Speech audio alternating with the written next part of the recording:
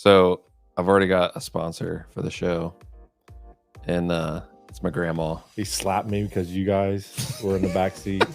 I got mad even more, so I took my Lebanon Warrior hat off and ripped it. Yeah, just ripped it in half, bro. and then threw a chair, like hit a chair and threw it back. What are you, Bobby Knight? Still remember this moment vividly. It was a girls' softball game. She's like, but then like I read about it, and I guess she got in trouble for like doing large amounts of cocaine, and I guess she was just so she was probably stoned out of her tweaking mind. that. Yeah. Would you agree with that guy that pastor was a POS? Yes, and I do have reasons why he is.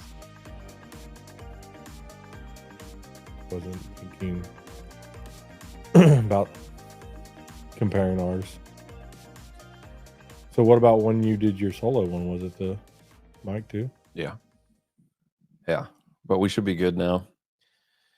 The mic on that camera is a vlogging mic, so it does pick up really well, but these microphones will be a lot better. So all right. Well, I started us. Ready or not. Here we go. We're on. But yeah, I got a lot of positive feedback from it was really cool to I guess just to like sense some excitement, I guess, in people. Like they were excited about it too. And so that was fun. And then I had fun too with the the one comment about the merch. Like I can't wait for the merch to drop, and I was having some fun with that, like tagging Lindsay that we graduated with. Like, hey, like could be my get some hats out. Yeah, you could be the exclusive like a good old flat bill trucker hat. Yeah. My favorite. Send me some samples, maybe, and I can record with them.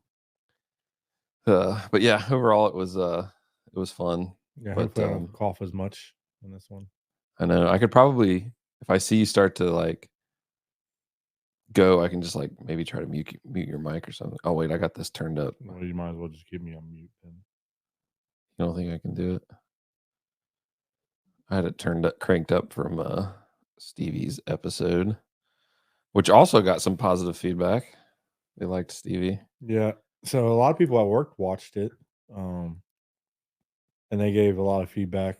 Most of it was that it started out slow because, we didn't have anything to talk about really. Right. But then when we got into more of some of the controversial stuff, they said it was really good there. Yeah. So, that was fun. And then they wanted to talk about it, obviously. Give their 2 cents. 2 cents, yeah. Everybody's got their opinions. Either they agreed with me or didn't, or agreed with you or didn't. It was pretty good. That's cool. So I do have to give a shout out to my first show sponsor. Did I tell you about it already? I can't remember. No. So I've already got a sponsor for the show, and it's my grandma. Grandma Rock, yeah. She I don't know if the people watching can tell, but there's a little bit more light on my corner. I don't know if I'm using the lights correctly, if it's helping or what, but yeah, grandma, while we were at my mom's, and Candace was like, hey, I found a couple lights on Amazon, like these panel lights. They were like $50 for the pair. I was like, oh, okay, cool. I said I might need 4 of them, and grandma was sitting there and she's like, well, how much would 4 cost? I said, I don't know, around $100. She's like, okay, I'll write you a check. And I was like, what? I'm like, my first show sponsor. So shout out to grandma. Love you, grandma. Thank you for your support. Yeah. So that was fun too. Like just having fun with that kind of stuff. I was talking to her at your birthday party. Yeah. And she was telling me stories about when we would go out to their house, ride around on the go-kart. Yeah. The golf cart. Golf cart, yeah. Oh man. I know. She talks about that like all the time too. And I couldn't remember everyone that she was like could remember, even the ones that came out there. I couldn't remember everyone that had stayed the night before. I can't even remember how many times. I think I've only been out there once, maybe. I feel like, I don't know. Yeah, maybe twice. Like I know I maybe spent a night once. I don't remember. But I mean, you gotta think when we get older, we're gonna remember all that stuff probably too. Yeah, I When we're very guess little. those memories that imprint, leave an imprint. Yeah, But yeah, she talked about because she just was talking about that with me the other day too, and she was talking about all the food that she had to cook for us. Oh yeah.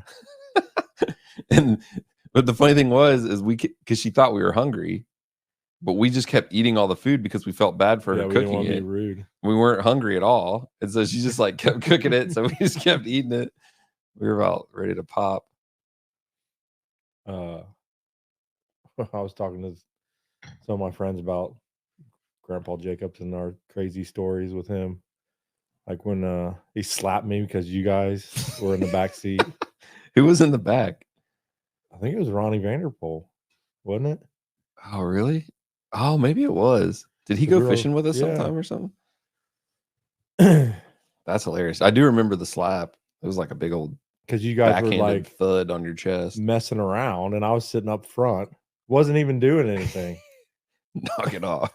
He just You're like looking at it like, what? wings around and didn't even pull his face off the road. Yeah, Just hit me. knock it off. Okay. Yeah, I was just like, Yeah, I remember it was like a just like a thud. yeah, it was on like your in my chest. Yeah. Man. Them were the days. But yeah, so I've got like a lineup now, a schedule of people that are wanting on the show, which is cool. Like Candace wants on here. She's been wanting to record, although it's hard with her because I told her, I'm like, well, we're gonna have to wait till the kids go to bed. Like, we're not gonna be able to do one, the both of us together with the kids awake. And but every time I think we were gonna do it Monday. I don't know. The trip, it's taken me like several days to like feel normal again from the trip because um just coming back like super exhausted. And so Monday, I think we were going to try to do it Monday because she's funny too, because she's like, you got to make a video, you got to make a video, you got to keep going, you got to make a video. She's like pushing me constantly because she wants me to stay up on it and like Yeah, I mean, if keep you the slack momentum off, going and yeah, stuff. just gonna- Yeah. So which I'm fine with too. I don't have like any specific like schedule in mind. Like if I put out 3 videos a week and only one another week, like that's fine too. It's just kind of like however it comes. Or if I do a video every day, I don't know.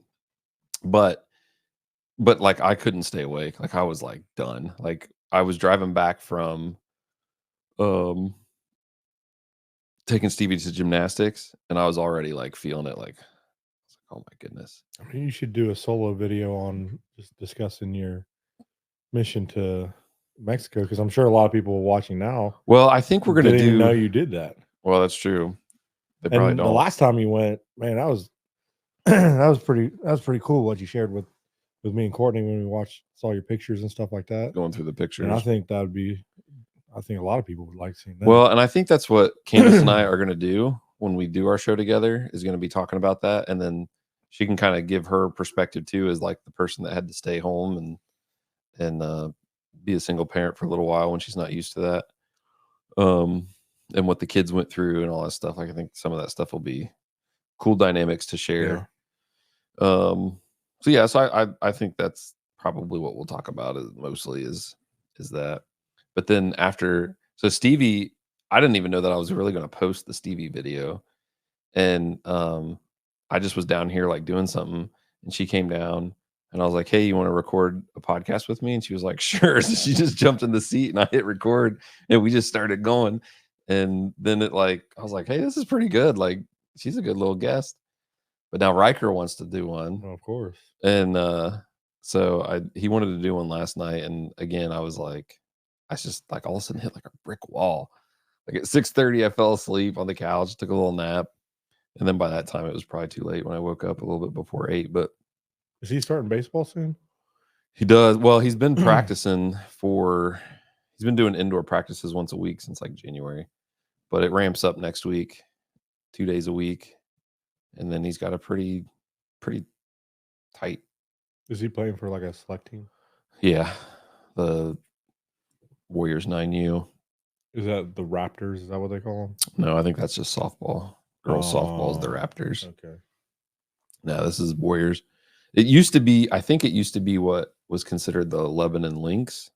That's what I was thinking. Yeah, but now But it's private, they've right? changed it now. Yeah, it's Yeah. like he tried out for it when he was 8U, and then the coach, kept him on the team. He wanted to keep the team together, so he did some tryouts for some new players. So yeah, he's gonna give it another go. He still says basketball is his favorite sport, though. So I don't know. We'll see You what want coach next year?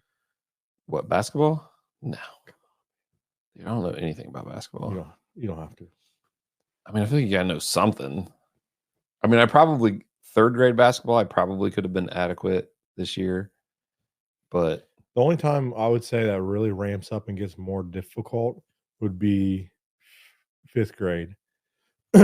So we watching them this year. They do full court press the whole game, in and fifth then, grade, and then they can start playing the zone the whole game. mm, So that's a huge dynamic change from 4th grade, because in 4th grade there was no zone yet. It's still man to man, and you could only do full court press for the last 10 minutes of the game. yeah, Or it might have been 2 minutes. I can't remember. It was not very long. Now you can do it for the whole game. And so we went out and watched some of the Lebanon teams play, Emmett's friends, and they did really good. One team I know won the championship. Another one came really close. But it's crazy. Like, it's hectic. yeah. Well, yeah, if they're doing full court press the whole time, like, So that's the only time I would think that you would actually need maybe a little bit more education in basketball. But even then, you can find anything online. yeah. It's just, to me, it just seems like a different dynamic to, like, obviously I know the game of basketball, I know the rules and stuff, but to teach the game of basketball seems like, especially in a competitive way, I don't know, it just seems like a different level of understanding is needed for that. I told Courtney I want to coach again this coming year. Is Emmett going to play? Yeah, well, he played at the Y, which was a good swing, because it was really basic, Yeah, where they just scrimmaged each other. But it gave them the opportunity to do things outside of the box, where when you're in Lebanon, you want people to do the specific plays. They didn't run really plays and stuff like that. They didn't focus on stuff. They focused a lot more on fundamentals, because there was kids that have been playing, and then there was kids that's never played, and they just meshed them together. yeah, They didn't keep score, but they played for 45 minutes, a full court game. So he learned a lot, but he wants to go back to Lebanon. And so I told Courtney that I might coach. I'd rather coach rec than competitive, because it's just too much competitive, just yeah, too much pressure on everybody. And then once he does rec and he continues playing, once he gets to junior high, they'll be playing competitive all the time. So why? I mean, you got parents that want to push their kids, and there's some kids that love playing competitive. I don't know if Emmett loves that or not, but yeah. Courtney's not fond of me coaching. I mean, There's a side of you that gets to come out when I you're. grew a lot not coaching this year, that I try to explain to her. I don't think I would respond in the same way, because basketball, I coach basketball different than I coach football. For some reason, basketball really got under my skin, and I really would get angry at the refs a lot, because I always looked at the kids. Dude, that I they got were a being- ref story when you get Yeah. done. Well, you ask, I'll tell you a story that I did. I'm not proud of any of the stuff that I did, but I felt like if they weren't treating the kids fairly, I took it personal, and I wanted to stand up for their rights. So it just infuriated me. It's kind of Yeah. like child abuse, which they weren't doing, but that's what it feels like. Right. So there was a ref that one time just made me so mad. He teed me up. I got mad even more. So I took my Lebanon Warrior hat off and ripped it. Yeah, just ripped it in half, bro. and then threw a chair, hit a chair and threw it back. What are you, And Bobby Knight? I was almost heck, there. man? I was almost there. Jeez Louise. I should have been ejected, but he didn't eject me. But I got teed up a lot, because I would get, and I'm very loud. Yeah. And basketball's inside. So, but coaching, I'm not like that. Coaching football, you mean? Yeah, coaching football wasn't like that. I would talk to the refs because they kind of like run up and down, but they were like so much more personable. It Yeah. seemed like in football, like they would stop and take the time and like banter with you a little bit, and you could argue a little bit. But basketball just felt like they just like blew you off. I mean, you Yeah. kind of watched it sometimes. Well, so we in the tournament that we were in, which I thought was cool that they did the tournament brackets based off of like a ranking, you know, kind of like so that all evenly matched teams played each other in their tournament. So I thought that was kind of cool. But we won. Oh, I think I forgot to close that door. Kids are home. I hear them stepping around up there. Tiptoe down here. Yeah. She might have just closed it. But so we actually made it to the championship game, and they played an awesome game on Saturday. The referees were great. Really, the majority of the refs that we encountered, they were all really, really good. And so we get to the championship. Now, you mentioned a zone defense. So our kids, that was actually one of their strong points, probably, was they had developed on their own this kind of like hybrid man zone where like if one kid was getting beat by his man, the next kid would just peel off of his guy, pick him up, and then once the kid caught back up, then one of them would peel off and take the other kid. And they would do that constantly. And so it was like, I was like, man, they kind of figured out this kind of, because they knew they couldn't double team, right? They understood that much of it. These refs, one particular, was like and he was like yelling at our kids, find your man, what are you doing, 33, what are you doing, like stuff like that. And I'm like you said, like this is the first time ever that like my blood pressure actually started to rise because of a referee. And I'm not a parent that's like, I get these refs I'm not a parent that like wants to yell at a ref, right? Like I don't want to contribute to that problem that there is in youth sports, but this ref like seemed like he really deserved it. And so then they started, I'd never seen this before. I don't know if you've ever seen this before. He started giving points to the other team. Yeah. Once for you get double so team many violations. Warnings, yeah. We didn't get any warnings. Oh, well, you're supposed to get 2 warnings, and then after that, he's supposed to tell the coach, like, next time it happens, yeah, he didn't do any of that, I don't think. Now, unless his warnings were when he was yelling at the kids. No, he's supposed to tell the coach. Yeah. So we had it happen in one game where we weren't double teaming, but we were playing a really good team. And they were kind of double teaming a little bit when we got into closer to the basket. And in 4th grade at that time, you could double team once you got inside the box. Right. I think it's the same way for this too. We were kind of outside the box, maybe like 4 steps out. So the ref was kind of nice about it, gave him a bunch of warnings, and then said, you know what? The next time it happens, tells the coach, I'm going to start rewarding points. Well, it happened a bunch, and we almost came back and won the game just by them double teaming. Well, so I think they ended up getting 4 points because of these double team calls.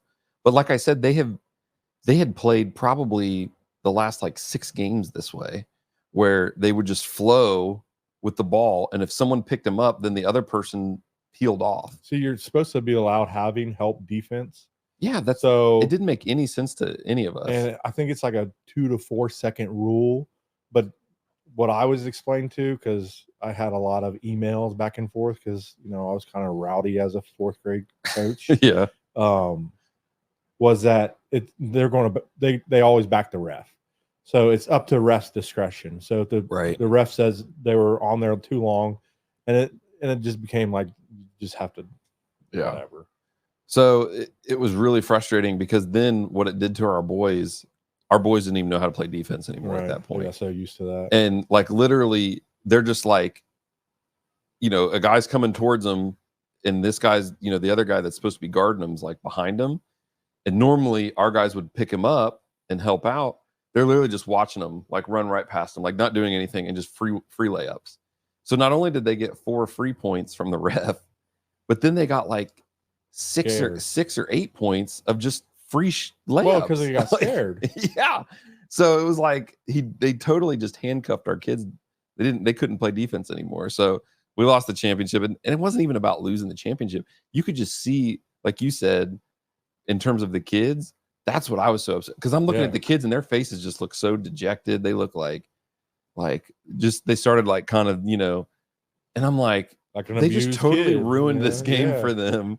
And like if it was a close game and they beat us, like whatever. Like, and that was the other thing too, is they weren't really calling it the other way either. Like, so we started, our whole stands started screaming double team every time the other team would double team and they wouldn't call it. Like we're going double team, double team. Like our whole side is starting to scream double team now. Oh, it was horrible. But I thought one of our parents was about to get tossed. Dude, basketball's crazy. Yeah. So, and it was the last game of the season. We'd never had like a situation like that, I guess. I mean, we did have a parent get tossed. He's probably going to watch this. No name drops. Yeah, no name drops. So we did have a parent get tossed, but it was I thought it was a little bit an overreaction from the ref, because I was down at the end of the bleachers and I didn't even know what was going on until he said, "You got to go." I was like, "What? Did he like say something to him? Like, what's going on?" Like, I thought maybe he said something to the ref, because there was like a scrum for the ball and he called a foul on, I think, our player, but it was like they just were falling over top of each other, like it was whatever. And so I thought like maybe he was like arguing the foul call or something. I don't know. So whatever happened, it didn't seem egregious enough. But, I don't know. I didn't see the whole situation. But anyways, you know who you are. Love you anyways. I always feel like watching Alice play this year, I was kind of like you. I was very quiet and I didn't yell at the refs or anything like that. But I just don't understand how some of these parents get so aggressive in it, though. Yeah. Like, I can understand if it's like blatant. Yeah. But some of these parents, like if nothing goes their way, they're always on these refs. Yeah, I don't get that either. And that's always the thing, the ref's fault. Always the ref. Yeah, and we've had refs where the calls were like, well, like that wasn't a good call, or he missed that one. But those are the ones I just kind of shrug off. Right. It was like this one was like he kept doing it over and over again, giving the other team another point, and we're like what? There was a couple calls too, not just that, but they called. He was like when the defense, when there's a change of possession at that age, like the possession's changed, everyone has to go down to the other end. Well, there were several times where they were still scrumming for the ball, and he would say, "No, go get down. The ball's changed," and we're like, "No, it hasn't. They're still loose ball. It's still loose ball," and like our kids would have control over it. So like it'd be a loose ball, our kids get it, and he'd be like, "Nope, whatever they were, white ball, go down there. The possession's changed," and we're like, "What?" So it was like, it seemed like every single call was like that against us. It was my blood pressure for the first time ever in a youth sport. I was like, so what I've been told is that if you ever get in a game like that, and I don't know how some parents would probably do this.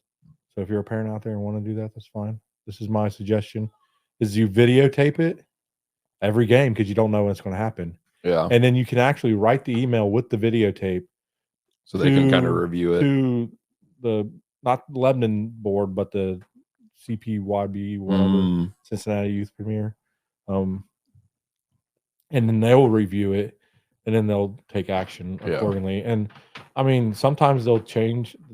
They might even change the outcome of the game. Yeah. Like, that's wow. Well, that's the thing, but it's like at the end of the day, does it really matter? Like when you go home, you look back and be like, let's move on. Right. Yeah. I mean, and they ended up beating us by I think 10 points. So they would probably argue that those 4 points didn't affect, but it was really but it also would help. It really was 10 total points. Maybe help coach that ref a little bit better and say, "Hey, man, this is obviously not right." Yeah. Well, that was the other thing about the ref, is he didn't seem like someone that would accept coaching. from Oh yeah, not from our our side yeah. of the team, You but he just didn't seem like he was very disgruntled. yeah, like he like it's my way or the highway. Like I know what I'm doing. So you get these refs out there that have been he might be one that's been doing it a long time, and you'll get two. There's two kinds. You get one that is always very nice, and they've been doing it a long time. They've heard it all, like Yeah, Tom Alt, and there's this other tall guy that always rests with him in Lebanon. And I love those guys. They're so nice and they're understanding. And before they like tee anybody up or get anything mad or whatever, go off the handles, they always explain themselves. yeah, And I think that's great. But then you get the opposite where these refs have been in it so long now they're jaded. They've been yeah. screamed at by so many Probably, parents yeah. I get it. that they're just like, I'm not going to deal with it. Like, Yeah, if you don't like it, leave. And right, because they know they have the authority to do that. right. Yeah, so that was a tough. Well, I mean, just the fact that we were in the championship game was fun. I guess, like I said, the game before that was a really fun game. I thought the refs called it really well. Mm-hmm. There wasn't anything crazy that happened in it, but yeah, but it was the last game was super interesting, I guess. So, all right, well, that's youth sports, I guess. Well, youth football starting now. Oh yeah, are you coaching again or? Funny thing. So Remember, this is on the internet. Yeah. So it's a yes or it's a maybe for me. It's a no for Courtney. So it's most likely going to be a no for me anyways. Like she doesn't want you to coach now? Well, we made agreement last year that if I took on a more responsibility in the board, that I wouldn't coach. So I took on treasurer for the board, which comes with more responsibility. Yeah, because Chris was telling me, I was with Chris today, and he was telling me that you have to do like 6-hour shifts or something like on a weekend or something like that. Yeah. Like that's a lot. That's a huge commitment. Yeah. And then you got stuff during the week. Yeah. And I'm also part of like the sponsorship committee. So I go out and seek sponsors for the program. I am also part of the disciplinary board. So if there's any issues with coaches or mainly coaches, because we don't really deal with parents too much. We usually tell the coaches you got to kind of learn to deal with a parent, right? If you're going to be a coach. So all those come with outside of normal board shifts, and part of the e-board, which is the executive board. So we talk about like bigger decisions that we want to bring up for voting, so for the rest of the board. So there's a lot of I'm doing now, but I was listening to a sermon at church and it was from Kim Petrie. And it was last Sunday or no, a couple of Sundays ago. I can't remember when it was. Last Sunday I was off, I think. Yeah. Anyways, and she was talking about how it's important for us to pour into our youth, and how like building up our youth and being able if you're in in the position to pour into the youth that might not have the opportunity because maybe their parents don't want to be involved or who knows what their situation is, and like it like spoke to me like that was kind of like, well, that's one of the big reasons why I started coaching. I was gonna say you can have that exact impact in coaching for right. sure. I was like, that's kind of why I started coaching. I was like, because I can pray before the games. Yeah. I can do these, I can minister to the kids, not push it, but like, be a good example. And so then I told Courtney, I was like, I think that was like kind of talking to me, like saying I should coach. And she's like, no, I wasn't talking to you. I was like, but I was talked like, to God first. Yeah. And I know he's not talking to you. I was like trying to be genuine about it too. I was like, no, I really think that like spoke to me. She's like, no, it didn't. You're not coaching. I'm like, okay. I was like, are you sure? So it's up in the air right now. It's a lot of responsibility. So well, can you not? So like, you're already committed to this spot on the board. So it's not like you, like if you really feel like coaching is more of where the impact is, you can't give up that spot on the board to just focus on coaching. Probably give it up. It would be it would make it a tough situation. I feel like it would put the board and us as a board in a tough situation, because then we'd have to find somebody else. Yeah. They would have to be kind of trained, because I handle like the bills and the QuickBooks, and then next year I didn't have to do this year, but next year I'll have to do the taxes. Well, get them with the accountant, but keep all the documentation. So learning all that, I mean, it would be possible, but I also think that it would be possible to do both. I think the real big commitment comes from on Courtney's side, with being the team mom. So team moms are responsible for doing all the activities basically, and doing everything besides planning the practices and practice schedules and what we're going to do at practice and games and stuff like that. But they're responsible for snacks, and if they do t-shirts, and finding fundraising money for socks or whatever they're doing, that all falls onto the team mom, along with getting. Is there a group of team moms, or is there only the team mom? One team mom per team. Is it like an official designation too? Like this team's mom is this person? Yeah. Usually it is the head coach's wife. Okay. Usually. It doesn't have to be. There's no rules to say it. My coaching staff last year, because I told them I probably wasn't going to coach this year, they said, well, you just be the head coach and we'll do everything else. So basically, they just want me to deal with the parents. But then who would be the team mom kind of thing? And I think that just complicates things too. Yeah. Is he going to be 6th grade next year? Yeah. Man. So this is his last year then in youth football before junior high starts. That's pretty wild. I asked him it too. I was like, do you want me to coach? He's like, I don't care. Yeah, Riker, for baseball, so this is the first year that I'm not officially a coach, which I've been helping out with the practices and stuff. Like I have a positive relationship with his coach. But last year he was in coach pitch last year, and you can have 4 coaches. Or at least that's how it was explained to me, because you have one coach that's actually pitching. So you have 2 people on the bases and 1 in the bench. And so officially there's only 3 coaches this year, because there's no coach pitching. This is his first year at kids pitch. Ooh, that's fun. Yeah. So I got cut, I guess, technically. I got axed. But it wasn't like, I know what you mean. I'm drama free. So I was a little disappointed, because I like coaching and I like being a part of Riker's team in that way. And so he was a little gutted about it too. And he was like, well, I don't think I want to play if you're not coaching. I'm like, chill, dude. Like I'm still your coach, when you're at home and we're doing stuff, and I'm going to be helping out still probably. And so we were at, when I'm at his practices, his coach is like, hey, Joel, can you soft toss or something? Yeah, sure. And if one of them can't be there, I'm sure I can fill in if he needs me. That's such a huge role. That is an understatement. Is parents that help out. Yeah.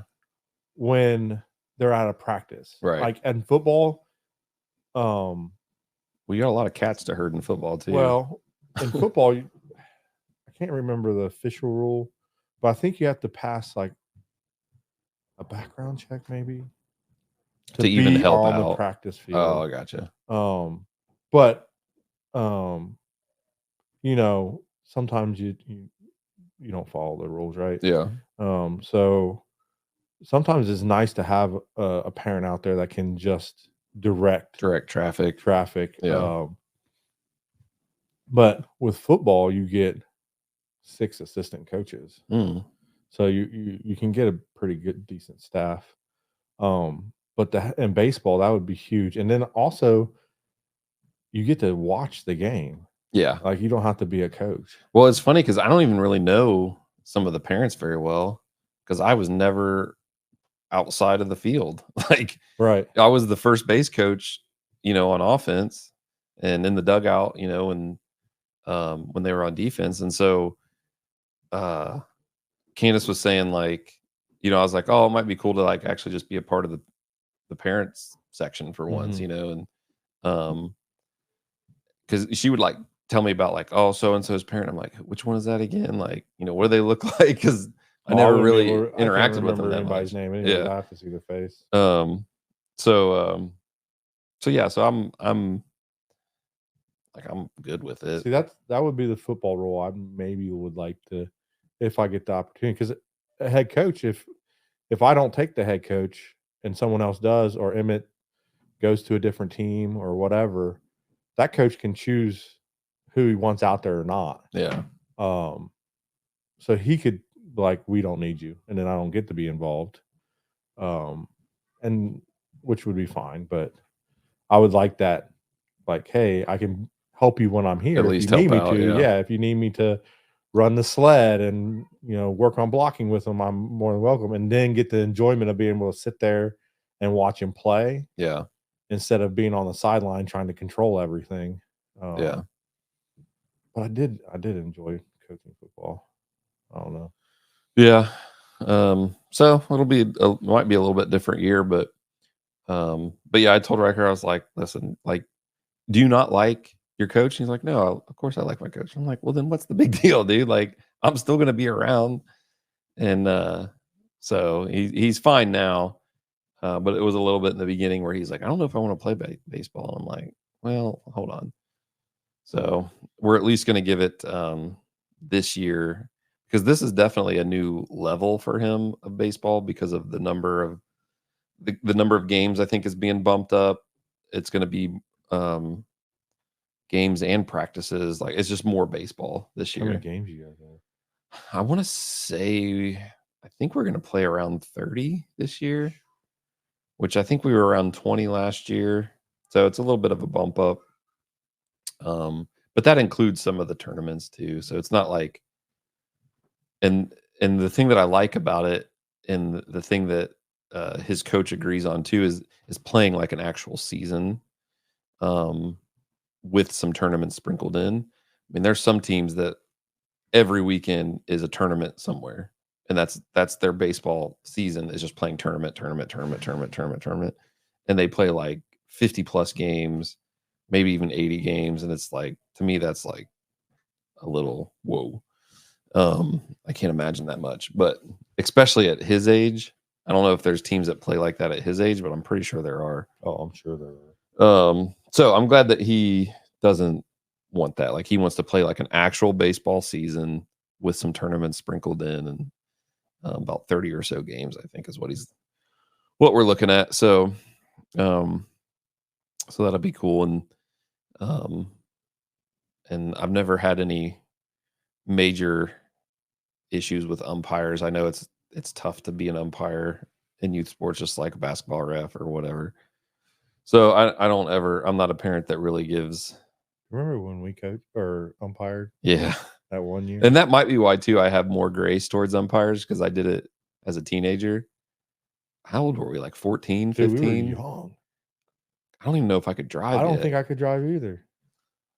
Yeah, but so I remember that feeling of, having a coach or parent or somebody, yelling at you, especially at 15. And have to be on the plate. Yeah. There was one time I made a horrible call. It was the worst call I did a bad call too. ever. It's weird how something like that sticks with you. Like I still remember this moment vividly. It was a girls' softball game, and a lot of the girls, there might be some of the girls, you might be watching this and you're playing in this game, maybe. I don't know.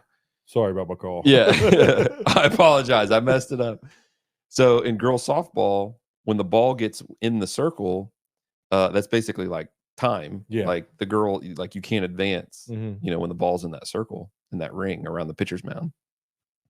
And so she was rounding, and I remember who the girl was too. We graduated with her. So she was rounding third base as the ball came in. And the thing is if the pitcher's holding the ball in the ring and the runner's hasn't made a decision on which way to go, They gotta go back. then they're out. Oh, No, they're out. they're out. Like they can't like sit there and like try to like mess with the pitcher to make them throw it. Right. Like the pitcher can hold it in the circle, and if they're not moving in a direction towards the base, then you can call them out. So she rounded third, planted her feet. The pitcher caught the ball. She kind of watched her for a second and then went back to third. I was the home plate umpire. I called her out. And the coach was like, about came unglued, right? Like he's like about to jump out of his shoes, like, what? And so I explained to him, I said, she wasn't going any direction. And so he was like, she was in the middle of running. She stopped and changed directions. Like, of course she's going to stop moving for a second. And in my mind, I'm thinking like, oh yeah, that's a good point.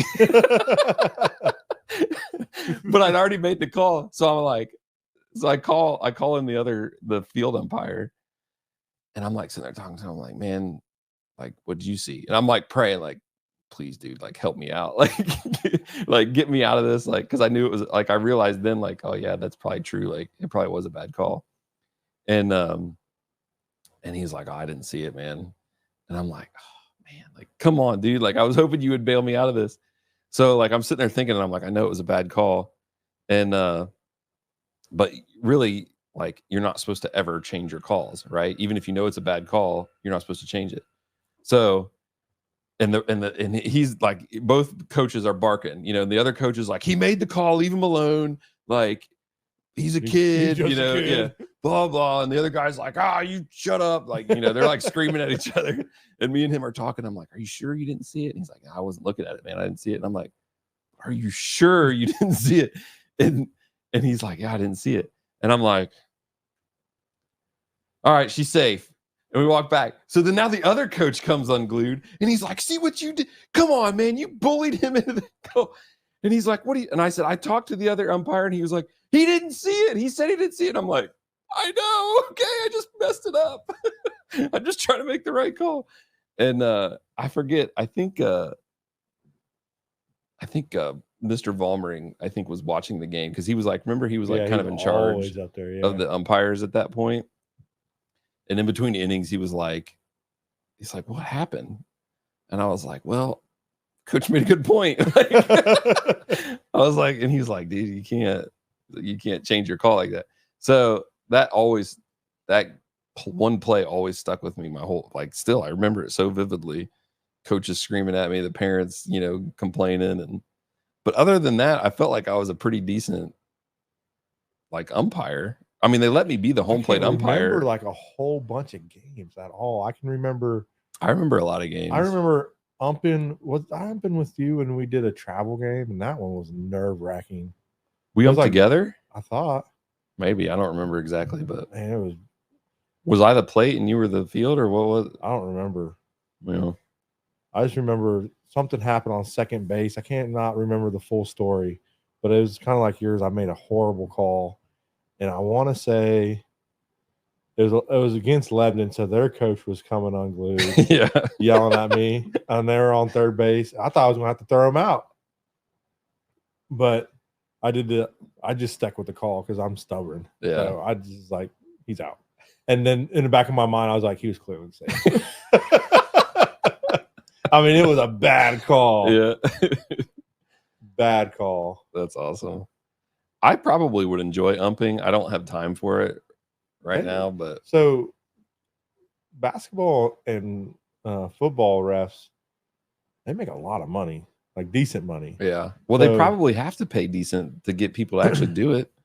If it's a 20-minute game, which is 10 to 20 minutes is your average game for youth, they're making $35 a game. Yeah, that's pretty good. Yeah. Because that's like what, an hour? Mm-hmm. It takes an hour to play that game, probably 45 minutes, maybe. I mean, if you're doing like first and second graders, you're just walking back, and you get paid by both coaches, so you're actually making $70 that game. Oh wow! For basketball, you are? Yeah, I could coach second grade, or I mean, I could ref second grade basketball. Yeah, I've seen enough of the refs that you're basically just controlling the herd. you know, and it's the like, good hey, ones, the good you know, ones, you like stop coach it, 'em. like, hey, you can't Yeah. double dribble, like, you know, do Yeah, this, and then you give it back to them, and they go back down the court still. We were watching the last game, and I don't know if they changed the rules or not because I haven't read them, but it was just like they let anything go. Yeah, I was dying laughing because they were letting people like steal the ball all the time. And yeah. I know when I was coaching Emmett, like you weren't allowed to steal the ball Mm. at that age group. You're allowed to. I think even in the instructional league, you were allowed to steal once they passed half court. You could steal the ball. In first and second, you're not. You're not allowed to steal the ball at all. You can steal a pass, but you can't take it from somebody. Oh, maybe. Okay, maybe that might be true. Unless they change the rule. But they were letting them, like, even if it was like a loose ball down on the other side of the court, like they'd let them fight over it. And I was just like, this is really interesting. Like, yeah, easy money, I guess. Yeah, and they just like sit there and like watch them, blow the whistle once in a while, and say, "Hey, you gotta go down there, you know, get across the line." Yeah, once the kids are grown, like there's no way I'd have time to do something like that. But once the kids aren't involved in their own sports and stuff, and what sport that'd would be a you good pick? I mean, I could probably ref low level basketball, even Well, I mean, third if that's grade. what you would want to do, or would you pick baseball? And probably baseball. Well, I mean, you could do all the seasons, really. Well, you know what would be another good one to do that you probably make good money at is volleyball. No way. I'm not doing it. Those people are, I bet they're more crazy. Dude, those calls are way easy, probably. They're crazy. It's mostly just in or out. Yeah, but if it's on the line and you make the wrong call, you're gonna have a parent and a coach. I bet it's worse than any sport. We just haven't realized it. No, you're wrong. We've never been to a youth volleyball game, so I need to have a sound effect on here that's just like the you're wrong button. Like you record yourself saying maybe this one, the trombone. I don't know what it's gonna sound like. Hold on, let me put these on real quick. Can you record yourself saying one and then probably and just being like you're wrong? Yeah, just have that your go-to. All right, this might be the you're wrong. Yeah, you're shaking your head. I can't hear it. All right, man. You have to watch it back. You can hear it. Oh, okay. It's like the wah wah wah. Yeah, I'm right. No, I think volleyball would be easy. Because I've been to like high school volleyball games because some of our youth girls like play volleyball, so we go watch their games, and it doesn't seem like that big of a deal. Like there's never like I don't remember seeing any calls. Different. Now, if you're gonna ref high school level, then yeah, I'd say you could probably do something like that. But youth parents are crazy all across the board. I don't know. It seems like it'd be pretty easy. It seems pretty basic calls, you know. Like, I think youth football is pretty easy. See, I don't know. That just seems like because they have less control of their bodies at a younger age. Well, it seems like there'd be more chaos. It is chaos, but like you just watch for some of the major things. Like every play is going to have holding. Now, once you get more adapt to it and notice it, like was that holding going to cause? Did it affect the play? Yeah. And then, or is this kid doing it every time? And then you might want to throw a flag. But sometimes there's refs that like, if you hold, I'm throwing the flag, right? Yeah. I think football would be fun. And they make like, I don't know, $75 a game or something like that. That's pretty good too. And you get paid that day. I wonder how far you're driving though. Well, so the way football does it, they use like a ref company, I guess. And so when you sign up, you take ref classes and all this stuff, and then you're on their company, and then you can like pick and choose where you want to go. What regions? Yeah. So if you're not like really stressed about wanting to do a whole lot of games, you could pick like anytime there's a game in Lebanon, anytime there's a game in Kings, anytime wherever your local is. Or you could be like, you know what, I want to go up to, you know, I don't know, Jamestown or whatever and drive 45 minutes for some reason. I want to ump up there. Maybe you want to go up there because nobody knows you. You know, who knows? But yeah, so you got like Cincinnati youth football conference, which is really big in Cincinnati, and then you got us, which is Gym City, and those are the only ones that I really know that are like really big locally. I mean, Cincinnati's is huge. I mean, it goes from like Lakota just joined our league, but they were in that league, so it was like Lakota all the way over to like Harrison. It's kind of like our basketball. Yeah. Like, so it's essentially in that same kind of bracket, so you could be all over the place. Yeah. That's the other thing is I wouldn't want to drive all over the place, but Yeah, but you pick and choose where you want to go. yeah, I'd probably have to do that. I don't know. We might be future umpires. Future umpires. Look out. Well, you sent me that video today. Does that mean that that's what you want to talk about? No, I just thought it was funny. You can't say it's not funny.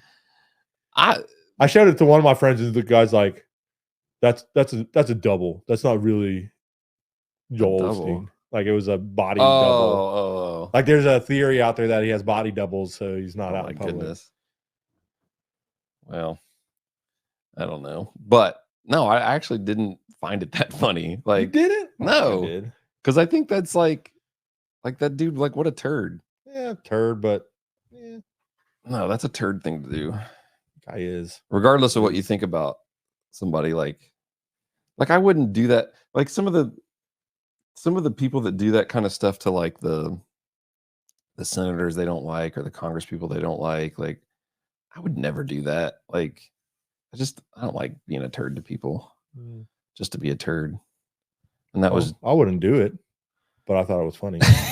You'll laugh at it? Yeah, I'll laugh at it. I think that makes you just as complicit. No, it does not. Yeah, it does. You're complicit. Oh, did you hear it? Yeah, I don't. So yeah, I didn't think that was funny. I do, because sometimes like I'll watch Candace and I'll sometimes find funny videos. I do sometimes laugh at Biden videos, and I feel bad that I'm laughing at him. Why? Because he's like, but why do you I feel like bad? He's like laughing, like I'm laughing at like my grandpa for like doing something that he's doing just because he's old, you know? Like when we were riding in the car with your grandpa. And with my grandpa? Yeah, we were in the back seat. Remember? And we'd be able to like stare at each other and just start cracking up. Yeah. And we were like laughing at each other in the back seat, and then he started, I don't know what, he just started laughing. He just started laughing too. He didn't know what was going on. And we were laughing even harder. But yeah, so I do feel bad sometimes for laughing at stuff that's like making fun of Biden. Do you laugh at, like, to me, I don't laugh at him personally. I laugh at like the situation. Like, this is, and I'm not political at all. Well, I don't know how you separate it though. Well, I won't tell you. Okay. I'm just want to put it out there that I'm not political. Okay. Like, I very seldom even vote. But I don't mean how do you separate being political. I mean, how do you separate not laughing at him and laughing at the situation? That's what I meant. So I'm laughing at the situation because he's the leader of our country. And yes, he's elderly. And this is a normal elderly thing that someone that has dementia or coming very closely to it. Yeah. That we're allowing this. That's what I'm laughing at. Yeah. Not necessarily what he's doing. Oh yeah, I see. I guess I see what you're saying. That it's like, oh my gosh, we are ridiculous. Do we see what the rest of the world is seeing? Like, who does not see this? How does, his political party not see this? How do supporters not see this? Like, I don't support either of them. I probably won't even vote this year. I would like to have a Biden supporter, like someone that says they're going to, like, yes, I'm definitely voting for Biden. Like, I just want to know, like, why? Like, what's their, is it just because, like, are there still people out there that are never Trump people that, and not, like you said, maybe they can't vote for Trump, but like, how could you also vote for him? So me being bipartisan, I guess that would be the right word, because I don't believe in either party. Yeah. I think American government is destroyed and awful right now. And yes, I have great solutions to fix it, but no one wants to listen to me. We all have great solutions. Welcome to MyTooSense. Where we give all the solutions. Get your notebooks out. Yeah. where are we going for this? Not Biden. You weren't going to vote for either one. You're bipartisan. Yeah. So, what I noticed in people, since I don't affiliate with one party or the other, because I think they both now, with my moral background and me being religious, I do align with what you would consider a Republican, because they are more like-minded with me, but I do not align 100% with a Republican. Yeah. And so a person is a Democrat is going to vote for a Democrat, regardless of who's in that seat. And that's where I think Biden comes in. Like, they might not like Biden, but he's a Democrat. But where does the line get with someone like Biden where there is no line when you're a Democrat or a Republican? Same thing. Like, how do you support Donald Trump? Like, me being both ways, I can say, how bring on one of our friends, and I would love to ask them, how can you support a man that has been videotaped being derogatory to women, and me being like, my moral compass would not allow me to vote for someone like that. Yeah. Regardless of what he's going to stand up there and say and think we're going to believe. Not only that, he is somewhat racist, but so is other people, right? So you can't. Now, he might have. If you're going to go down that road, you're going to have to. That's what I'm saying. Prove it, I guess. Well, what do you mean prove it? Well, how is he racist? I guess would be my question. Now, let me preface this by saying, do more research on that. I'm not a Trump apologist either, but if we're going to put out things, I feel like we have to have something behind it, right? Well, no matter who we're talking about. I wasn't prepared for this. So not off the top of my head. Okay. We'll save that for another time. But I mean, you could, Joe Biden, he's necessarily a racist. I mean, there's video of him saying some pretty racial stuff. And he's a Democrat. I would say that. Yeah, I mean, the way he aligned early in his career, you're not black. That's a pretty. In his early career, the stuff that he was aligned with, because he's an old man, so he was back, when stuff was not that great, right? For all the stuff that was going on in the early 50s and 60s and so on. So he's been in office that long. 70s. He's been in office. 70s. I think 70s, 80s. I don't know. Long time. Too long. That's why we should have term limits. Definitely too long. But Donald Trump being affiliated with some bad people too. Bad business dealings,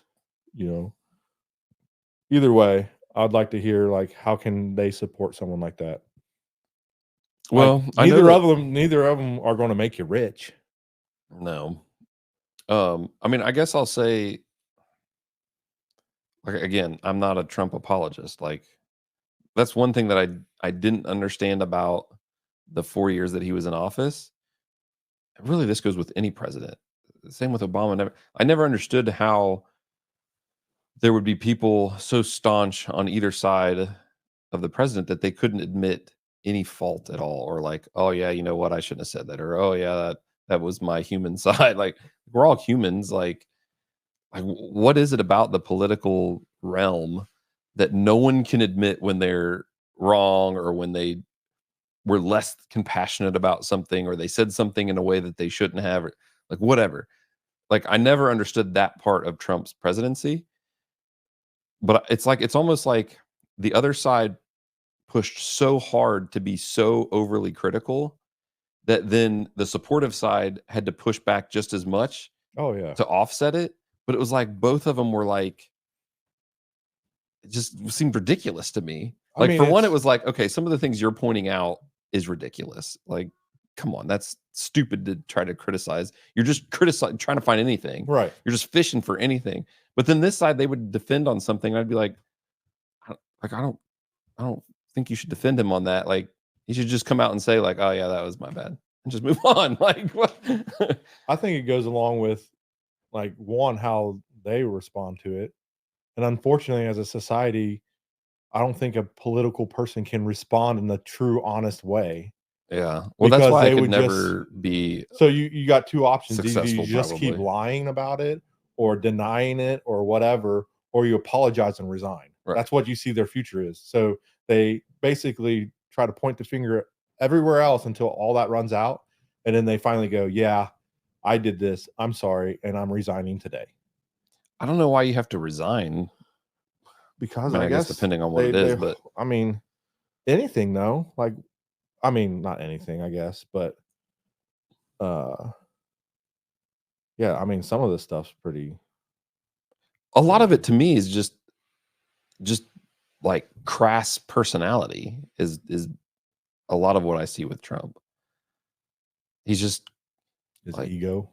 Well, I definitely see an ego. I've always felt like he's yeah, I guess ego is probably the best way to say it. I always felt like him running for president. Now I know that he's been in politics for a long time, and even I saw some video from like the late '80s, I think it was.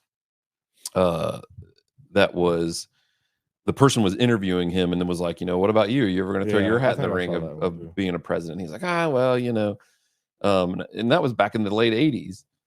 So I know that he's always had some conversation around it, but I always felt like it was like a hold my beer moment, where it was, it was like, oh, Trump could, something came up out of somewhere about Trump running. Oh, Trump could never win. That's the most ridiculous. And he was like, oh, okay. I feel like that was like a big thing, like when he first ran. That's it was what like I mean, kind of like a joke. Like he was I don't know that I would call it a joke, but just like he treated it like almost when he started his campaign the first time, it was just like, I'm going to prove you all wrong. That's how I felt it always was. And then eventually he's like, oh my gosh, I'm actually might win. Yeah. Well, I don't know if he saw it that way either. I think he truly believed he could, because of his business history and his ego.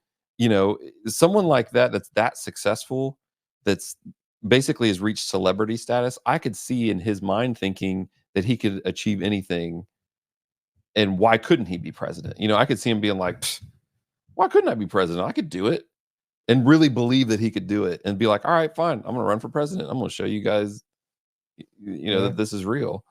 So I think that he had a sincere thought that way. What are those self-motivation books or whatever? Self-success books. That's what they teach you, right? Yeah, like, I've never really read those kind of books, but well, you got a lot of preachers out there that preach that too. Whatever you call, I can't remember what they call sure, it. you gotta see it and believe it. You gotta see it internally, right? Saying, like, I'm saying, like, imagine it, believe it when you see it and hear like self promotion or self. What's the word I'm looking for? I can't remember. It's like, if they can get blessed, you can get blessed. If they can be rich, you can be rich. If they can be a president, you can be a president. Kind of motivational speeches is what sermons were coming out. A lot of sermons, I feel like, come out to be. Well, I can see that. Like, there are a lot of TED Talk type. Yeah, we talked about that before. Yeah, TED type sermons. Yeah, I just can't remember what the term. Yeah, I'm not exactly sure where you're going with it, but anyway. So yeah, I'm not a Trump apologist. I would say that generally I agree with most of where he stands on policy wise, and that sort of stuff. So personality wise, he's tough to stomach sometimes. So I'm not. But what did he do that was policy? Like, what has any president done in the last so many years, policy wise? I feel like. Yeah, I mean, that's one of those questions that like a joke. No, I never saw it that way. Like, it just takes so long to get anything done because nobody can agree on it. Well, that's true. I mean, that's what I'm saying. You got 4 years. Well, the border right now is a perfect example of why they can't get anything done. Because for how long has this administration just ignored the border? Right? They've just completely have ignored it. And the Republicans have been like, the border. Well, now we get into an election year, and now the Republicans are even more like ramping up the border because of it's an election year. I mean, it's obvious that some of these things are ramped up because of the time of year it is. So now you have these Republican governors that are sending troops to the border, and we've got a war at the border, and all this stuff. And then when something happens, then the Democrats try to pass some kind of like whatever it was. I don't know if you read into it at all, but it really wasn't anything. It was like one of those like, look what we can do kind of bills to address the border without really addressing it. And which I'm sure there would be like Democrat pundits that would tell me that I'm wrong in that. But and so then when something bad happens, you have the Democrats saying, because the Republicans were like, no, we're not, this is ridiculous. Like, we're not passing this. And so then the Democrats, anytime something bad happens and it points to the border, the Democrats are like, well, the people you should be mad at are the Republicans for not, because they won't, they're sitting on their hands and we're trying to pass these bills. And it was like, now the script has flipped because we're in an election year, and now all of a sudden they care about the border. And that's why we can't ever get anything done, because now it's just a constant like jockeying for position and power and control. What's crazy is like none of these people do these people that are fighting for this bill even believe what they're fighting for? No, or are they that's just what fighting for votes? Well, that's what I'm saying. Like the bill was like had no meat in it at all. I feel like if from we my had understanding, term limits in the House and the Congress, things would be completely different. Yeah. Like these lifelong congressmen that are obviously in it for the money. Yeah. Like they need to move away from that. Also, right. they can't pass their own paycheck. I can't give myself my own raise. Right. Like, how do they pass things that give their own raise? This is it's ridiculous. Yeah. Yeah. The system is. And the thing is, nothing term will limits ever would change. help. Probably term limits would probably help a lot, because you do have career. Like, politics shouldn't be a career. It shouldn't be. Like, the good senator or good Congress or good president is probably someone that doesn't really want to do it, and there's only been one feel like president. It's their duty to there's only that they been have one to do president it. ever in history that I know that's I know, right? George Washington. Right, exactly. So to me, that's more of an indicator of someone that's doing it right, out of and a then feel their argument duty. would be like, well, what if you get a good senator? Don't you want to keep him? No, that good senator should They'll be eventually mentoring become a bad senator. Well, they should be mentoring someone to take their spot for the Yeah. next 2 years. Yeah. Kind of just like how the Democrats always want a Democrat in there.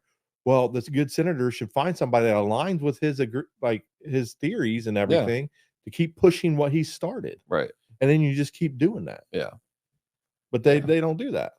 And then we're paying these guys buku loads of money. They got special insurance, and you got your average American out here struggling to buy bread. Well, the money's not necessarily even their salary. Well, I know the money's coming in from all the, like you said, the special interest groups, and they're not special interests; they're donors or donors, whatever.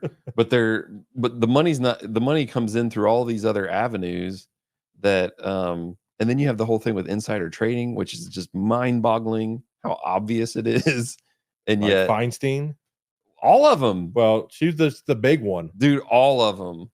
Both sides, I'm just saying, are trading, are insider the big trading. one right now. I mean, Republicans, I'm pretty sure, are just as guilty. Yeah, and that's why they haven't passed anything against it, because nobody wants to be able to stop doing it. Oh yeah, they don't want to, because they're making so much money doing it. Like, that's there was a Republican lady that got hammered for making like $10 million off of a trade or something like that. Well, I don't know what you mean by hammered. She probably didn't get anything. No, I mean like in the news, media attention. Yeah. Because none of them actually. But the thing is, nothing will ever change. It's not Feinstein you're thinking. It's which she probably, I don't know, she probably did, but you're thinking of Pelosi was the one that was. No, I'm thinking of Feinstein. Her husband. So she was anti-gun, but right. I believe they invested. They invested in like, I don't know. Are you sure you're not thinking of because Pelosi's husband was doing investments too? In guns, because this was specifically about guns, and I feel like she's in California, right? So is Pelosi. They both are. I don't know. They look the same too. Some of these senators got me convinced that there are real lizard people. If you've ever heard of those. Goodness! Have you heard of those? Here we go, people. We just entered into the lizard people conversation. I mean, I've heard of the supposed funny theory of lizard people. I haven't really looked into it. I don't know. It seems a Well, little. I don't buy it either. It seems a little too tinfoil hat for me, but I love looking at that stuff though. It's just funny to me. yeah, Because I like to see like where these people's minds are at and like what's convincing them that they're lizard people that are living under the earth, right. and they're eating. Like, how does that even get started? Yeah, and like, they're that's wild eating to our me. children, and that's how they stay so around all for so young long. or whatever. Yeah, Yeah. Oh I'm my like, goodness. and then they show these videos of people like reminds me of the Will Smith where he catches that guy that breathes with his eyes. Oh, And so Men in Black. Yeah. Yeah. And they always show this one lady that looks like a robot, and she's behind, I want to say maybe President Biden. She's behind somebody behind a podium, and she's like, but then like I read about it, and I guess she got in trouble for like doing large amounts of cocaine, and I guess she was just like, so she was probably stoned out of her tweaking it. Yeah. But she was like standing like just tweaking on camera. I'm like, man. But these people watch that and they're like, oh, look, she's a robot or an alien or, whatever. Yeah. I'll tell you a good guest. If anybody out there is a flat earther, I know bring plenty them of them. here. Yeah, I know plenty of them. Oh, man. I listened to a podcast of someone that was a very staunch, and he was like aggressive. Like, he was an aggressive. They're all aggressive. No, what do they call it? They don't call them flat earth. They don't call themselves. No, they don't call themselves flat earthers. It's how do they refer to themselves? I can't remember. Well, if you don't think the earth is flat, you're a globalist still, right? Like, there's like these like, oh, they got all kinds of like I think in the flat derogatory terms. Yeah, like people. globalist is oh, you're a globalist. Which I just realized. Wait. I got a globe in the background. Where? Oh, I can't see it. That wasn't there on purpose. But promise. You know that globe's not representation of the America's not that big. Yeah. Well, people like to say that. I just thought it looked good back there. Candace's dad found it in the trash. Well, now you need to get a flat one and set it up there with the ice wall. Have both of them, yeah. But I listened to this he was a guest on this podcast that I listened to, and he was like an aggressive one. Like if you don't, like, I can't help if you're an idiot and you haven't realized that the earth isn't round. Like, but all of the arguments that so I've never been in space. Yeah. Right. So these eyes have never fixated itself on the earth from like the moon. Yeah, from the moon. But I am still more convinced that the earth is indeed round. A globe. It's not really round. It's more like a oblong. Yeah, because is that the right term? The gravity from the sun pulls on one side of the earth. Yeah. The arguments that this guy presented in this they weren't strong arguments in my mind. I thought the explanation of the ring of ice was interesting in that that's what people think is Antarctica on the bottom, and that's why they think it's round, because no matter what direction you go to, you hit the ice, right? So I was like, okay, that's pretty smart. Like, that's a pretty smart like way to describe why, if you come from South America, if you come from Africa, if you come from this way, like, no matter which direction you come from, you're going to hit a part of Antarctica in the way that we see it, like on the bottom, on the South Pole. But you would have that same instance if it was surrounded by a ring of ice. So I guess that's a plausible way to look at it, if it's not plausible, the direction that you were believing. My thing is like, so you're telling me out of the hundreds of thousands of years, or 6,000 plus years, that no one, Christopher Columbus or any of these explorers, have ever ran into an ice wall and said, wrote anything about it. Like it's like a recent an ice wall. Like, I don't think it's like it's depicted that way, but it's more of like. So this is the theory that I've heard. It's an ice wall, and on the other side of this ice wall is where Atlantis is, and where these Easter Island alien dudes are, and all these other silver. This guy didn't talk about that stuff. Yeah, there must be different. Oh, there's probably divisions of. Because there's the biblical ones too. I've told you. Right. Yeah. I've heard, and I think a lot of the biblical ones would probably watch this. Love you guys. Like, and so they think that there's the firmament. The firmament. Yeah, I've heard some of that. Yeah. So when you go up and you hit the atmosphere, you actually go into water. And we're like in a globe inside of water, I guess. And that's where you get like these weird behemoth animals and all this other stuff they talk about. Yeah. And the stars are not stars. There's something else. Like, I'm not an expert on it. This guy didn't talk about every nuance of it.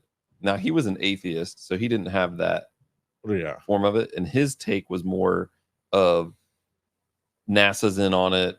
They're liars. The tippy top of the government knows they're in on it. They're liars. Like he was presenting it as more of this like mass cover up. And so the Chinese, like, that's what's crazy. Did they all come to like a table and say, "Hey, we're going to make sure that nobody in the world"? I think somewhat that was his stance because he was like talking about which I didn't know this until he pointed it out. I looked it up. Was the Antarctica like agreement? Yeah, where no one can like claim it as theirs or build any bases or anything like that. Which supposedly Russia claims that they're going to put a base there or something, which I guess would violate, because Atlantis going to come over. And Jason Momoa is going to come over and whoop your butt as Aquaman. So like he was saying that was part of it. Like there's this treaty where you can't explore Antarctica because they don't want people to figure out that it's actually surrounded in an ice wall. So, but now they got videos of people flying planes over Antarctica. Yeah, like the entirety of it. Well, I don't know, but it's pretty much a big chunk of it. Like, has someone ever explored like all the way? I don't know. Be interesting to know. I mean, I would pretty much debunk it real fast. Yeah. But that doesn't even take into consideration the North Pole either, right? Because then the North Pole is supposed to also be part of the ice wall. Yeah, but the North Pole doesn't have a cap. It's not necessarily like a huge cap. Like the Arctic Circle, people float through it all the time. It used to be a big passage going through. All right. I don't know if it's a giant landmass or not. That's not a flat Earth, dude. It's not going to work. I just want to look at it. Oh yeah, so there is no like North Pole. Yeah. Okay. Well, there's a North Pole. It's just in Alaska. Liar of a globe. There's no. I guess I didn't realize there wasn't like a landmass like there is for Antarctica. Interesting. Or an ice, right? Mass, I guess. And I believe, this is what I believe, the reason why there's got to be ice caps up there, though, right? Like they're not just Antarctica is actually a landmass. It's just not ice. Like there's mountains. It's just not a mountain range of ice. There's nothing like that at the north. So it's basically like giant glacier icebergs. Where Antarctica is actually a land mass. So that's why they actually like it's an actual continent. Yeah. Oh, I don't think I ever realized that. We got to say about that, flat earthers. Just kidding. But they've done like, I don't know how true they are, but some X-ray visions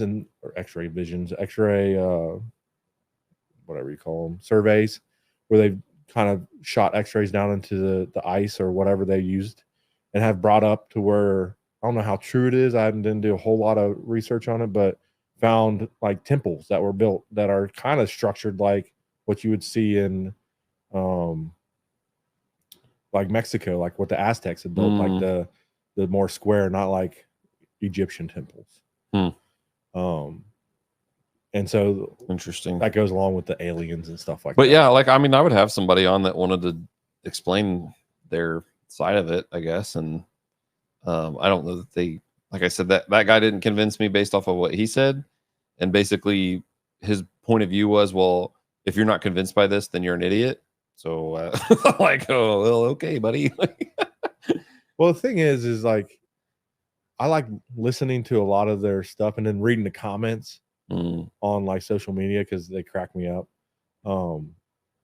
because they get in big arguments. And I'm always like, okay, what's this guy going to? Because sometimes a guy will make a good point, and then a bunch of people will say something that don't really validate or disclaim what he's saying, and then somebody that like is smart will say something, Yeah. and it like totally like, and then you don't see that guy say anything else. Yeah. It's like, okay. So one big thing is like, so you're saying all the visible things that we can see, because you can take a telescope yourself, right? And you can look at Mars, you can look at Mercury, you can look at pretty much all the planets through a telescope. They're all round, even the ones that basically have no landmass, like Jupiter and Saturn. They're round still. So how do they explain that? So how is everything round around us but us? Yeah. It doesn't make sense. Well, and their whole explanation of The sun and the of moon, how it rotates around us, that didn't compute with me either. Like his explanation for it, I was like, that doesn't. And also like, because he was saying, because that's kind of like, why is it dark here but daytime in Australia, right, or whatever? And his explanation as to why that would work, I'm like, well, see, that doesn't make sense. So I don't like, know how I don't he think that explained how it, it but works. some of them say the sun isn't as big as we claim it to be. Like the sun, So the light only travels so far or something like right. that. So if you scale down the sun and put it where they would say it would fit, right, it's like maybe the size of the moon, realistically. Yeah, I don't know. Or we're looking at the sun through water, and when anytime you look through water, distorts it, so it looks way bigger. Like when you're fishing, you see this fish, you're like, oh, it's a monster, and when you take it out, it's like this big. They say that's why the sun looks so big. Yeah, it's crazy. But none of that. But see, none of those things definitively prove. No, I think definitively the everything Earth is flat. Through the centuries of scientists, from Galileo, who got his head chopped off because he told, the religion status or the religion people of that time that the Earth was not the center of the universe. Yeah. From that, I mean, he got his head cut off, right? So all these people that have done research that were not sponsored by NASA wasn't even created then, said the Earth was round. Yeah. Egyptians, all these people that are smart throughout the centuries, the Earth is round. So why all of a sudden are we saying it's flat? Didn't a lot of those cultures, though, they did think it was flat? The Egyptians and the Mayans. I just learned about Egyptians that it was round. They actually plotted out like several. Oh, I think the Mayans culture they actually thought it was a square, like a flat, and that had four corners. Was kind of their take on it, but yeah. So nothing that I've heard. There's no arguments that I've heard that would convince me that there is that the Earth is flat. So I'm still more convinced that it's round, even though I haven't seen it with my own eyes yet. That I concede, right? Like, I mean, yeah. I've never been to space, but if you went to never space, been to the moon, to be able to look at the Earth and say, "See, it's globe." If you went there and you came back and said it's round, they'd say you're a liar. They'd probably say I was a liar. But I wouldn't care until they see it with their own eyes. It's the same thing with anything. Until they see it with their own eyes. But at least I would know. I mean, I would know the truth. Like, okay, you don't have to believe me, but I know the truth. I hope you know the truth already. I hope you were convinced that it's a global or globe. We here at the MyTooSense podcast admit that we are globalists. Yeah. For now. Yeah. Until someone takes a rocket ship up and show me a flat plane Earth. Well, that's what their claim is, that no one's ever actually pierced through the atmosphere. That was the explanation that I heard. So, but if you go so high, how can't you see Atlantis? How can't you see over the ice wall? I don't know. That's a good question. Someone answer my question in the comments. Yeah, if I put flat Earth in the title, that might bring some people out, because I know that there's a lot of people that I know that truly are convinced of it. I don't know anybody. Well, they probably just haven't told you. Yeah, they probably just haven't told you. But I always ask people, because I'm trying to find that one person, even at work. I'm like, no, I'm just probably scared to. I'm gonna walk around like flat around. Yeah. They were like, what are you talking about? We should start is there a way to start a poll after you post a video? Like, You're gonna have to look that up. flat around. How many of my listeners, how many Oh, for real? That'd be of cool. my 240 some whatever watched the first video? How many of you are flat? How many of you are round? Global. Well, that took a weird turn. Globalists or flurfers? What? Flurfers. Flat earthers. Flirters? Flurfers. I don't know. That's how they type it. I'm not sure how you pronounce it. Oh, okay. Flurfers. I think that's more of the derogatory term for globalists calling a flat earther. Oh, okay. Is a flurfer. Yeah, because people, because he kept correcting, like, no, I don't believe the Earth is flat. It's a disc. He was like very emphatic about it, calling it a disc. So I didn't. Yeah, I'd be amused to hear their theory on like gravity. What about gravity? Some people are like, it doesn't exist. Okay, so how come when I throw a ball up, it falls back? What do you call that? Yeah. If you don't call it gravity, you don't believe in gravity, you think it's a lie, then what do you call that? Right. And I have yet heard anybody say anything different or tell me what it is. Oh, well, I guess their point is that there's no need for gravity if the Earth is. Well, sure there is. Not if the Earth is the whole Earth, because then you're just standing on a flat surface. Well, what keeps you standing there? Because it's flat. So is there no rotation around the sun? No, they think everything rotates around us. So there's no need for gravity at all based off of their perception or what they believe. So how do you weigh their somebody? explanation? What is weight then? Because weight is the gravity of Earth's gravity pulling down on you, right? Isn't that kind of what weight is? No, there's some kind of equation, but because they can create those vacuums where a feather falls the same way that something heavy does, or bowling ball. Like, have you seen that? Well, they drop them at the same time. Terminal velocity is what I think you might be thinking of, is where you drop a feather and a bowling ball at the same height, and if they reach terminal velocity, that's how fast something can move going down, and that's the maximum speed. So if you drop a feather, and let's say that, I don't know the scientific one, but let's say it's 180 miles per hour. That's as fast as this feather can fall, and that's as fast as the bowling ball can fall, regardless of the weight.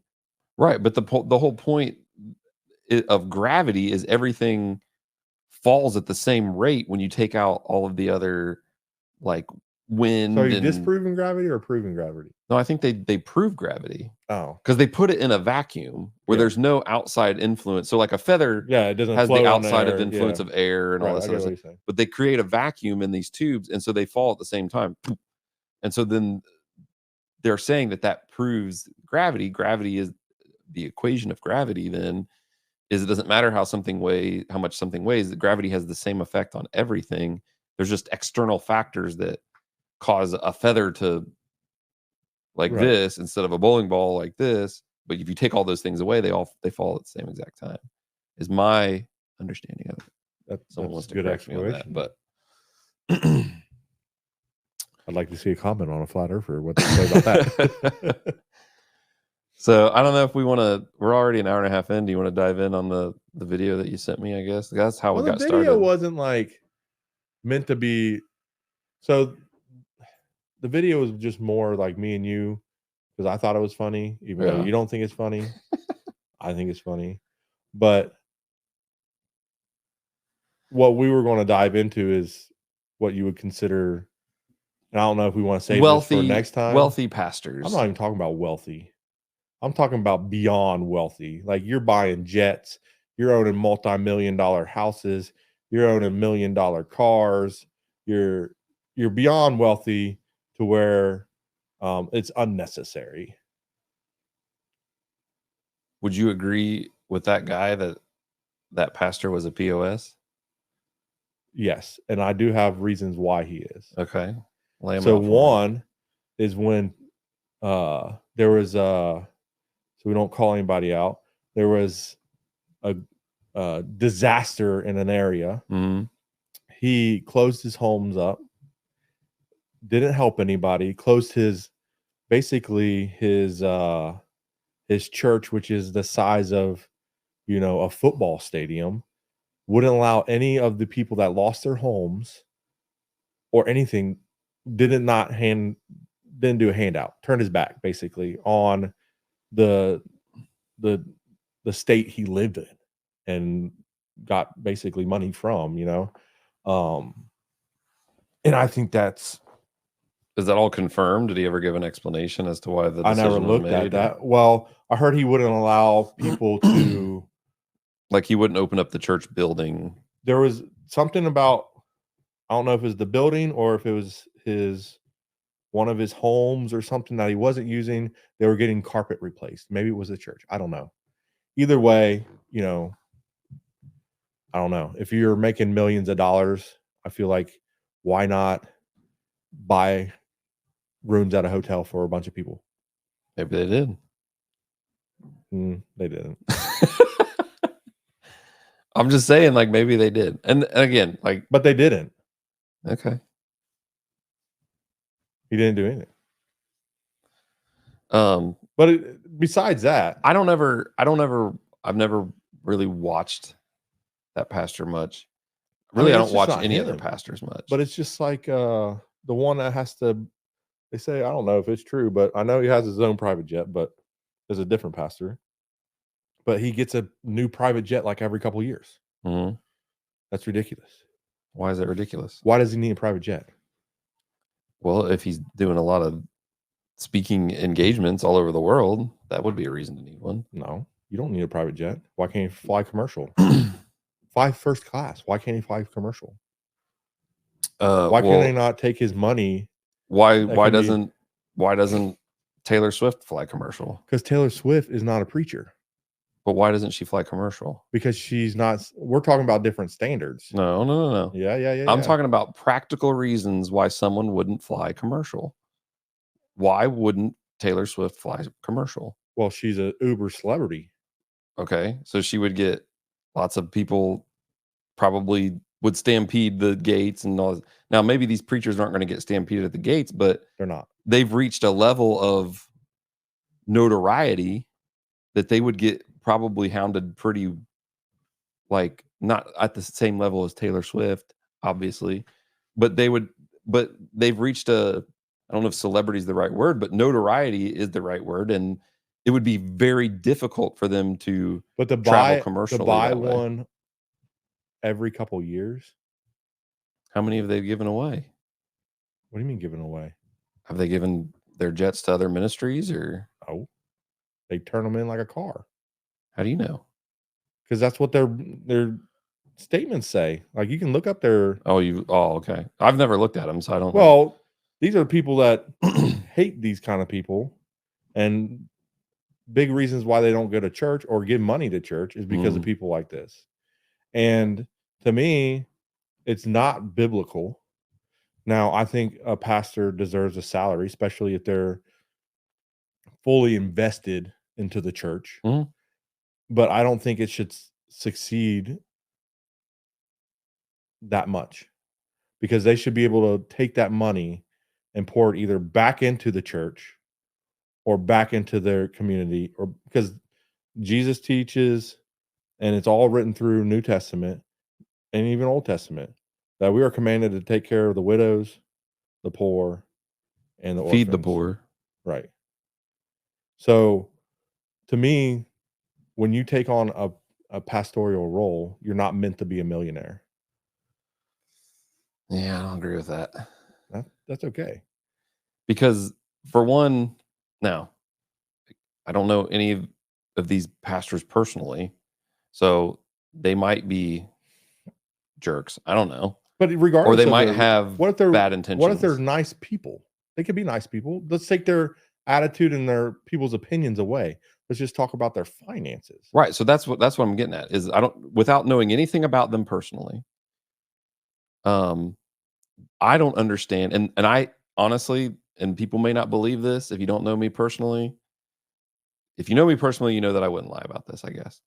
But if you don't, whatever, you may not believe me. I had this same view even before because I'm full transparency, because I'm in the full-time ministry now. So I have a salary at my church. Um, and I'm an ordained pastor. So people will think that there's a bias to Well, of what I'm course. about to say, Yeah. right? But you're not making millions. But this was strange to me even before where my current career is now. Why people would get so upset about this? Because the way that I saw it is, for one, I don't know how much they're actually giving away. I don't know what they are pouring. Maybe they are pouring a lot into their own church. But you can see by the way they live. But once you reach a certain level of wealth, you may not be able to see that by the way they live. There's no reason for a leader of a church. Like, that's like saying, would Paul live in that way? You say there's no reason, but that's so subjective. Like, how do you draw a line to where you say, okay, $200,000, that's the most that any pastor should ever live on, and if they exceed, they just need to give the rest of that all away. Why not? Well, I'm not saying, if the Lord told them to and put that on their heart, then absolutely. But I'm telling you, but I'm not going to say that that's what they should do. If they're giving 10% and they're generous, they have a generous heart. well, I'll tell you what, if you're making $10 million a year and you're giving 10% of it, it's not stressing you. It's not about being stressed. It's about a generous heart. No one should be stressed about, if people that, or we're back on the, we're going to dive back into the tithing. But again, I'm just saying, if 10% is not going to, they're giving out their excess. We'll put it biblically. They're giving out their excess. No, 10% is 10%. That's what people don't understand about. You should never be stressed about. You should stretch your faith, and stretching your faith kind of is stressful. Well, it might seem like you're stretching your faith for 10%, but anyways, we're going to get back into the tithing thing again. We already had a tithing episode, but but what I'm saying is it shouldn't be looked at any different, because if they're giving 10% and I'm giving 10%, we're giving the same amount out of our income. But you're still going back in. I'm trying not to go back into tithing, but we're going to get back into tithing if we keep talking about 10%, because it's not the same. It is the same. How can it be? How can it not be the same? Because when you're making millions, I'm talking about multi-millions, and they give, let's say you're making 10 million years, to give $1 million is not as stressful as if you're making $30,000 and giving, maybe $30, because you're well, I guess 30,000 would be 300. Those people that are on more of a tight budget, like that, 3,000, right? Isn't that 10%? 10%. I don't know. Yeah. Listen, quick math's not working for me right now. Either way, that's a lot of money for someone that is basically living in poverty. That's a lot of money. I mean, their car might not even be worth that much. It goes back to the understanding of where your trust is. That's the last thing I'll say about it. Is if you're trusting your provision and you're living stress level. And I'm saying you shouldn't be stressed about it at all, because if you're giving 10%, but it's human nature to give something. If I drain my bank account and want to give it to the church because it was put on my heart, yeah, and I know God said I will take care of it, like I know it, just like I'm sitting here talking to you, right? The flesh part of me is going to be stressed. Okay. Even though I spoke to God personally and he said I'm going to be all right. Right. The still flesh is going to be stressed. Listen, when I'm saying you're rich, you don't have that. Because everyone still has to live. Everyone still has to live with what they have. So someone that makes 30,000, if it's on their heart and they're convinced that they want to tithe and it's important to them, and they understand where their provision comes from, and they have their full and total trust of their finances in God, they should be able to live on 27,000 with the same comfort in their mind, not the same types of comfort. Yeah, you're talking about luxury versus poverty, though. But that's I mean, some of this is coming because especially just getting back from Mexico. Oh, I know. Right. And seeing how Yeah. those people live. And We are blessed just for it's where not, I'm at. it's not just that, it's our whole viewpoint towards what we consider being blessed with comfort, and our whole viewpoint of what is comfort. And like, it's hard for me to put into words, but last year even, it completely changed my mindset of viewing, like, and not that I take this for granted anyways, like my home and air conditioning and heat and all, like, I don't Clean take any of water, that warm stuff. Right. showers. I don't take Yeah, any of I that for get it. I granted. get what you're talking And I about. never did any before, but because I had this initial thought last year, my first time being down there, and I thought, man, I am so thankful for what I have back at home. But the Holy Spirit kind of was like, that's not necessarily the right way to see it. And I don't know if I can put it into words correctly in this time that we have, because we're already at an hour and 40 minutes. But That's why I said we should probably save this for next. well, it might be a to be continued, but we might leave Yeah. the hook and leave them hanging. But that's the thing, is that viewpoint of, rich people can live like rich people and still give 10%, and someone that's and it not mean much to them. I mean, I guess, like, I guess I kind of get it, but what I'm saying is I don't know that should be the way that it should be looked at, because 10% is still the same percentage. No, I get for the math, everybody. but you're talking about the mathematical part of it. Right. And I'm talking and about we might the be focusing actual, too much on it, the because actual, like, what it does to your life, right? So, like we talked last time, the lady gave her money, right? Mm, Her little 2 cents, Jesus said, is worth more than you're all giving. And I'm assuming that they're giving their 10%. mhm. And he said, you're giving out of your excess, which means you're not stretching your faith. So, but that goes back to the tithe, which really doesn't have anything to do with what they're doing. I'm talking about their expenditures as far as, like, Well, that's what I was having saying. We don't want to multiple focus too much on million-dollar that homes, example, but multiple $1 million homes, $1 million or hundreds of thousands of dollars in cars. yeah.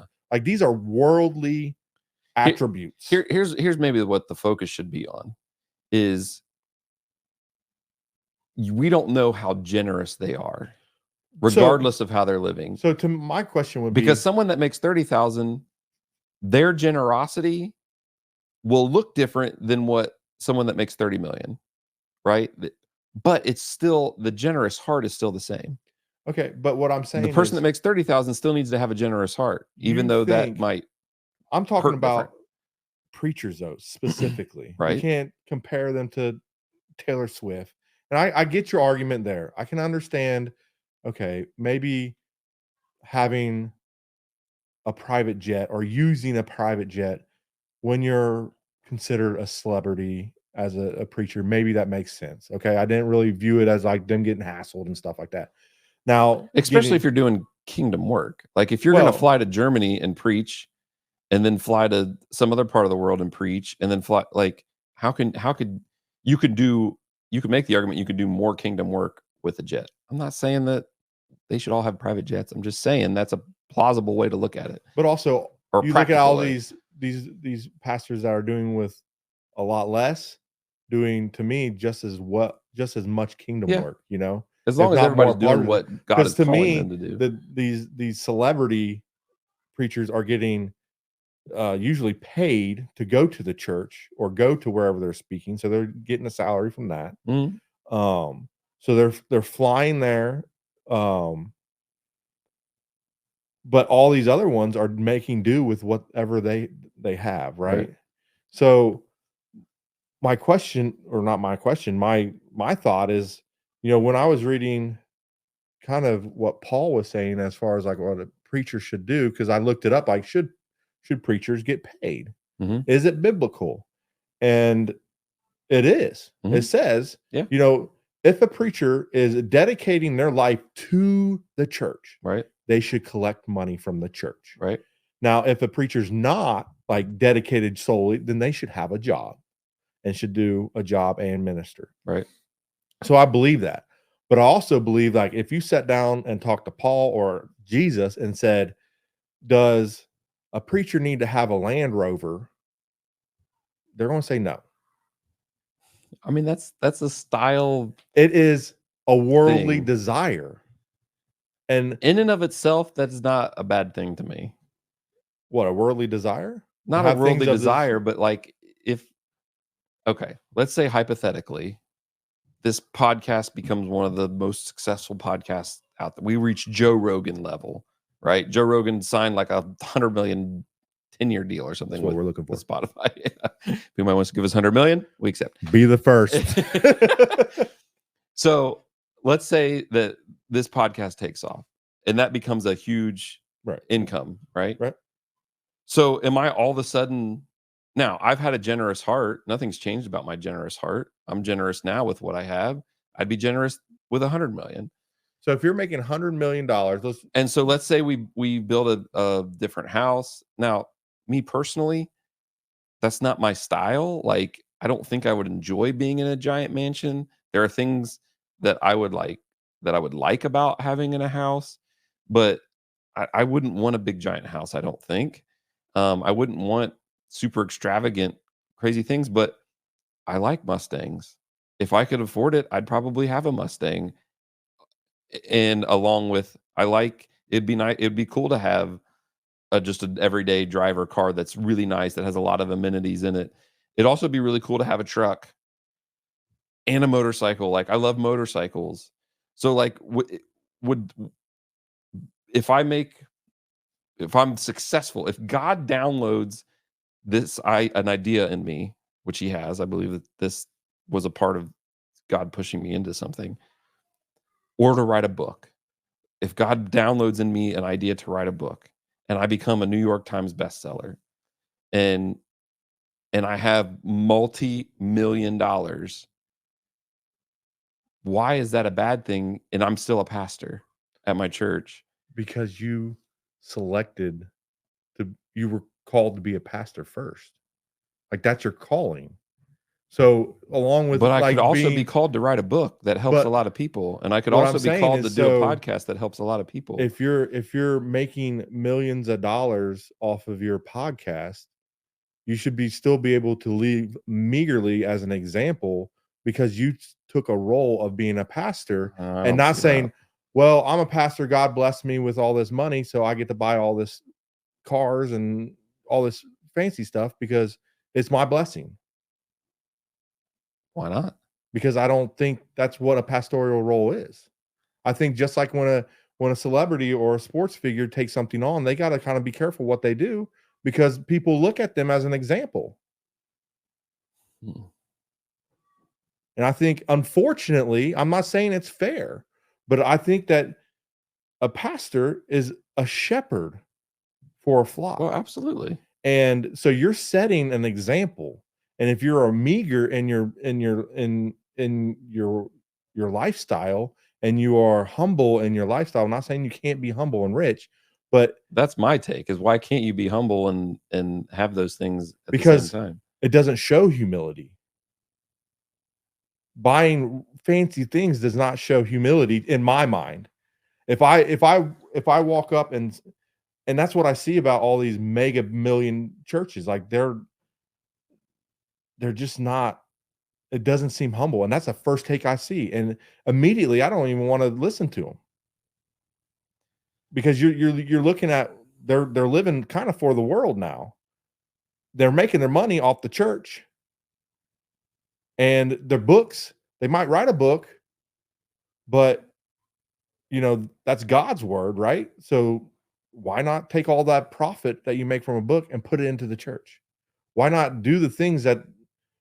Well, that's what I'm saying, is you don't know that they haven't in the past. But I'm saying, because there's no reason for there's a biblical principle of sowing and reaping. And I don't know what they've sowed into. Well, I'm just saying, in my opinion, I don't know when we want to draw the hook. Maybe we want to stop at my opinion.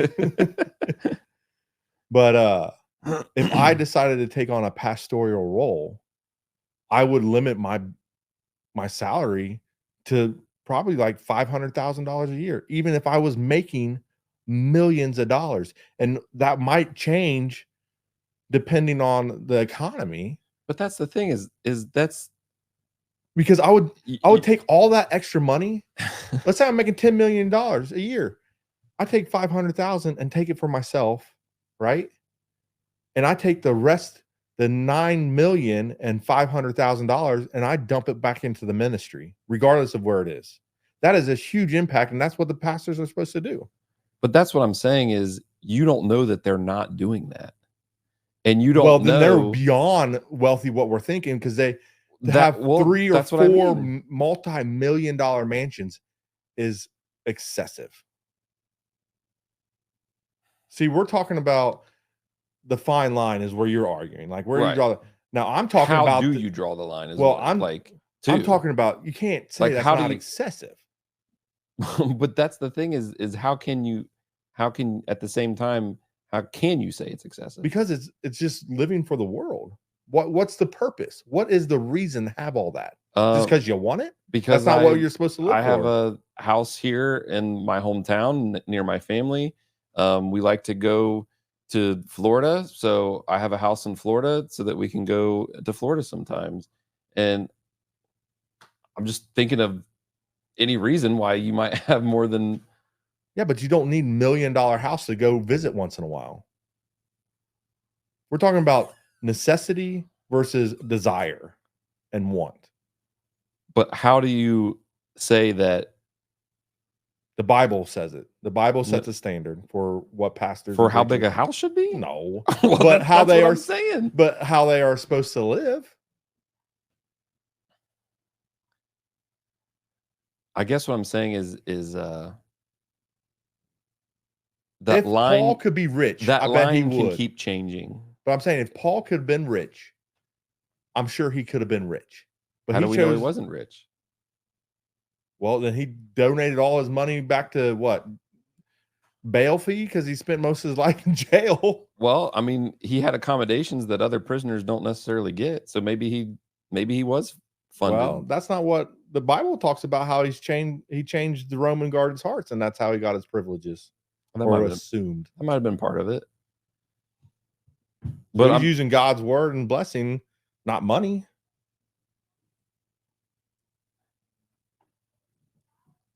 Well, I mean, everything's being assumed right now. Exactly. Because there's just nothing that says but that's what I'm saying is the line can keep changing, because you could say, the logic that you're using is the same logic that can say, well, they don't need a house more than, like, we don't need houses like this. We can live just fine in a I'm not talking about little concrete square with a couple of normal people. With a couple of not talking about normal people. Hammocks. Not talking about normal people. I'm talking about preachers only. So I should have a small house with a couple of hammocks because I'm a pastor. Say that. Well, that's what I'm saying though, is like if you draw the line here and you have to give logic why that line is drawn there. Okay. And that same logic can be applied to another line. $500,000 is right now more than enough to live comfortably. Well, I agree with that. So there's your line. so you just you asked me to draw a line. I drew authority. One. Okay, so but based on one logic, because somebody else would say no, 500,000 is too much. They can do that at 300,000. Well, you asked me. I'm just saying in general. I guess we would all have to pray about it and find a common ground. Well, that's the really, thing is if everybody lived by the biblical standard, we wouldn't be having this discussion. By what biblical standard? Basically, that we should be taking care of. We wouldn't have multiple churches, like multiple different kinds of churches. There would be only one church. And I don't think everybody would be humble and everybody would be giving. Basically, you probably wouldn't even need money. Be generous. Yeah, you probably wouldn't even need money. So in that mindset, to have all these things that to me are luxuries is where you draw the line. Like, the only line that's drawn with luxury is if it becomes an idol in your life. That's the only line that's drawn with it for me. Well, I just hope that if you're writing books, here's the thing. If you're a pastor that's writing books to attain the luxury, that's a problem. Well, that's what I'm saying. If you're neither of us can judge that. Doing a podcast with the intention of being able to buy a private jet, that's a problem. That's where my whole stance is it shouldn't just be a problem just to have those things. And I don't know anything about the hearts of those pastors. Well, that's what I'm saying. That's the only thing I can't argue. I don't know what they've given away. I don't know how many jets they've given away. I don't know how many homes they've given away. I mean, I don't know how many vehicles they've given away. We could look all that up. And someone could look at a Land Rover and be like, man, I really like that car. I want to buy that car. I've got the cash to buy that car. I'm going to buy that car in cash. And they may have given away 10 other cars before they got that Land Rover. So those other 10 cars aren't giving those away. That's not generous enough to be able to drive a Land Rover around. Not with your pastor. I still got to drive around a Mazda 6, which I love, by the way. But I give away 10 cars and I can't drive a something else $20,000 car. I mean, I don't like those kind of cars anyways, but I wouldn't drive a Lambo or Porsche. I probably wouldn't drive anything like that anyways, because that's just not my style. But I'm not going to disparage another if we're going to, because it is their style. So if we want to look at these mega people that most of them are targeting, you can look at their assets and you can look at their things. And that might be true. Like maybe I'm saying it's if they have a Lambo and they have a Corvette and they have that might be true. All this other stuff. But I'm just saying you can't just label it as excess and just be like, and then that'd be the end of it. And then they're up there preaching, give me more money. I don't know if they're preaching that, but I mean, we've already talked about that type of message. I don't now the video one, I haven't watched much of his sermons, but the other one that gets the private jet a lot, I believe it's him, but I'm not 100% sure. Said something about how he needs another private jet, so they need to start giving more money. Oh, well, and I can't say 100%, but I think it was him. Yeah. But that is actually a preacher that did say that. Yeah. I just don't know. It's more of the principle behind it, of the criticism that I have issue with, because in my mind, I'm thinking like, but to me, it pushes people away from the church. But that's kind of their own problem, I guess. But it's not. It's the preacher's problem. They're supposed to draw people in. I don't know if that's true either. I don't know if that it's the pastor that's supposed to draw people in. The pastor's called to sow the word and take care of his flock. Yeah, but the way watch over the flock. The way he lives is going to be a reflection of his character. Well, that's what I disagree, because that's an assumption. That's an assumption. Okay. Because if I made $30 million off of whatever, this podcast, a book that God gave me, whatever. Let's say I have a net worth of 30 million and I pay my taxes on the book money and the podcast money and all that stuff. And I give my 10% to the church. And then let's say I'm generous with what's left of that, whatever millions are left. And I'm still generous even on top of that with that other stuff. And then let's say I have, after all that's said and done, let's say I have 15 million of personal wealth. I don't even know if that math is correct, but right. After taxes, after I give 10%, that's what's in your bank account. After I am very generous with it, because I'm generous. People that know me personally, I hope would be able to vouch for that. I'm generous. Our family is generous. We both have a generous heart with that. So then I have 15 million left over. Why not give more? And I live my life on around 15 million. Like that's not. To me, that's ridiculous. That's not ridiculous to me. To me, that is.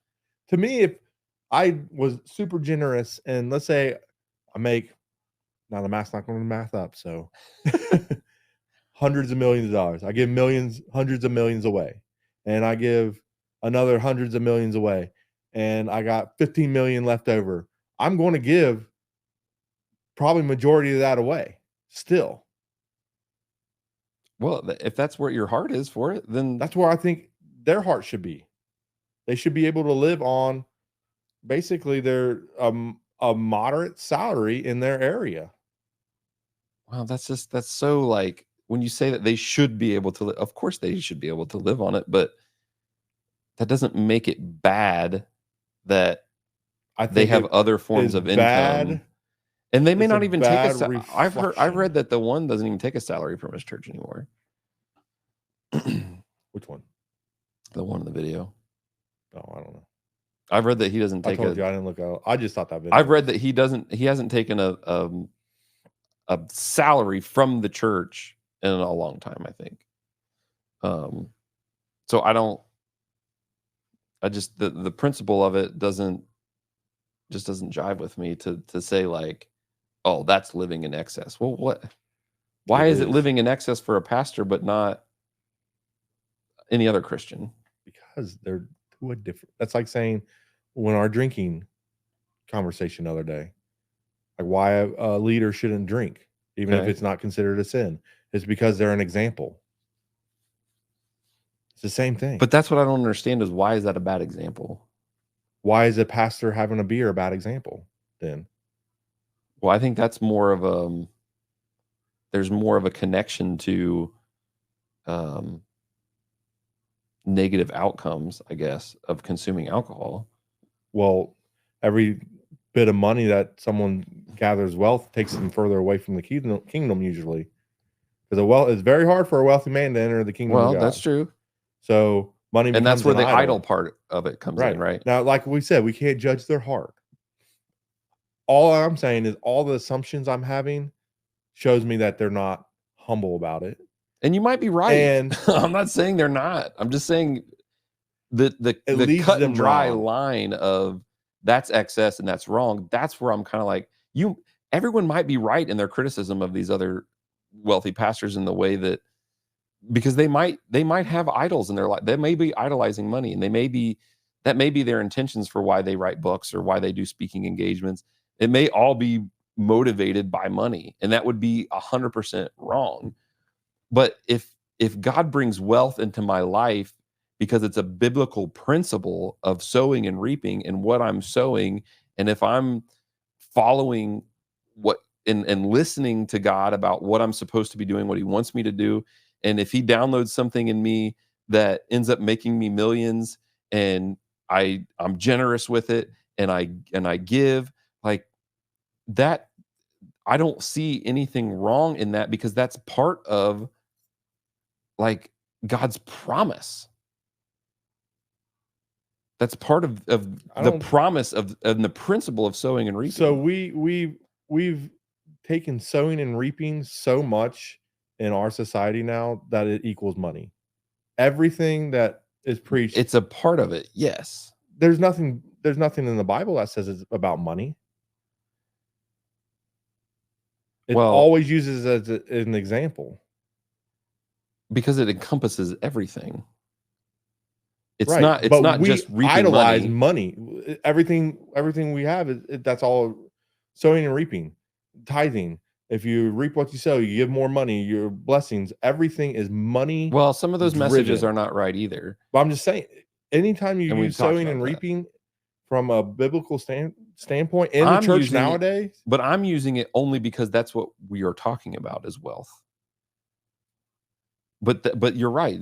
What you reap, the harvest that you reap, is not just money, because you're not. And here's the thing about sowing and reaping is Jesus said the sower sows the word, and it's the word that's sown, and there's a harvest that comes from sowing the word. And but who says that's money? Why is it not souls to the kingdom? Well, that's part of it too. That's what I'm saying. It's everything. But I don't it's think not just money, but it doesn't exclude money either. Jesus was so against money. Wasn't against money. He was against idols and idolizing. Yeah, but he was money. I'm not 100% sure, and you can, because you know the Bible way better than I do. Marginally, maybe, but I'm not an expert. Well, I didn't say you're an expert, but you know more than I do. You do. But has been said that Jesus talks more about money than really anything else in the Bible, or not necessarily uses the term money, but people for sowing and reaping might translate it into he's talking about money here, because that was his number, that he knew that would be the biggest competition for us Gentiles in the future. That was a theory that people have talked about and preachers have spoken about. Like, Jesus knew that money would be the driver of everything, and people would choose money more over heaven. Well, what he does say, what the Bible does say, is the love of money is the root of all evil. Well, that's Not what I'm saying. so Not the physicality of right. money. And so that's what I'm saying is pastors that love money, that's a pastor that's going to get himself in a lot of trouble. But to me, it's just like the drinking then. If you can't, because you're walking the line. And I think you're walking a way more dangerous line than being able to drink one beer or. Well, that's what we talked about was beer becoming an idol, right? And alcohol becoming an idol. But we're talking about pastors alone being examples, right? Mm-hmm. So a pastor drinking a beer should not happen because they're an example. To me, a pastor being wealthy is walking that line of an idol. And like you said, the last one, why would we walk the line, right? So why is a pastor trying to be super wealthy and walk the line? There is a way for a pastor to live and be able to donate basically everything back into the kingdom. So everything back into the kingdom. Because his faith is that God's always going to take care of him. Right. Regardless if he makes millions or if he makes nothing. He doesn't care about his salary because he knows his house is going to be taken care of. He knows if he lives in a cinder block, it's fine because that's where God's going to have him. So that's where I think the excess comes from. And that's where people of the world are like, well, I'm not going to go to church because, these pastors are just making money. They're car salesmen. Yeah, it's just the line can always change. It can change. What I'm just saying it's dangerous.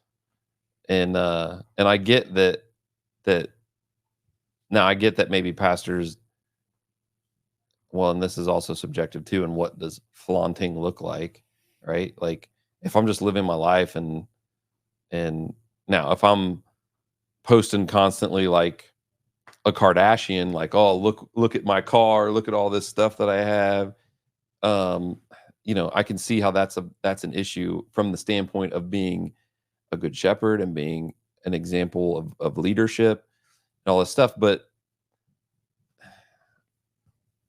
and I may never have $15 million to really be able to test it, right? Like so that's the thing too. But like, cost me about 10% of that. But that's the thing is, I know where my heart is. I know I don't love money. I'm not doing this podcast because I'm trying to be the next Joe Rogan so that I can have $100 million.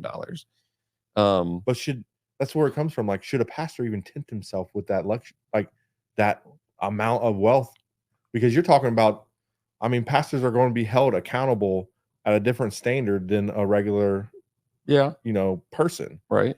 And so it's like, but if I'm checking all the other boxes of it, then like, why is it bad because I enjoy riding motorcycles that I have a motorcycle? And why is it bad that I also really like, 1960, is it 69? What's the Shelby Mustang Eleanor and Gone with 60 Seconds?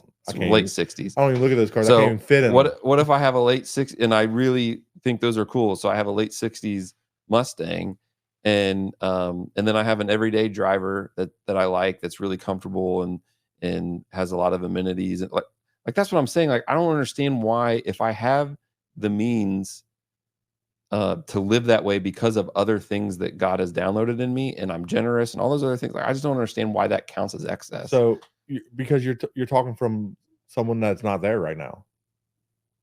So if you got there and you're saying, well, I may get there and let's and God may line. say not have those things. I may get there and God say, no, you can't, you shouldn't have these things, and I'll obey. Like, I'll obey. Well, hopefully.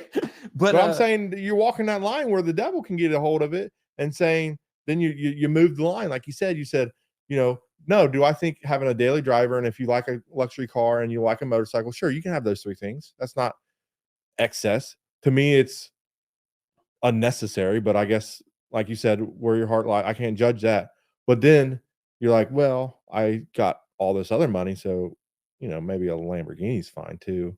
And maybe I can have a vacation home that's worth $1 million and have this for $1 million and this for $1 million and this and And personally, that, to me, becomes excess. And personally, like, that's just not to see how the me. world's going right now. Well, I know that. I know your heart. But that's why it's hard for me to condemn someone else, because it is.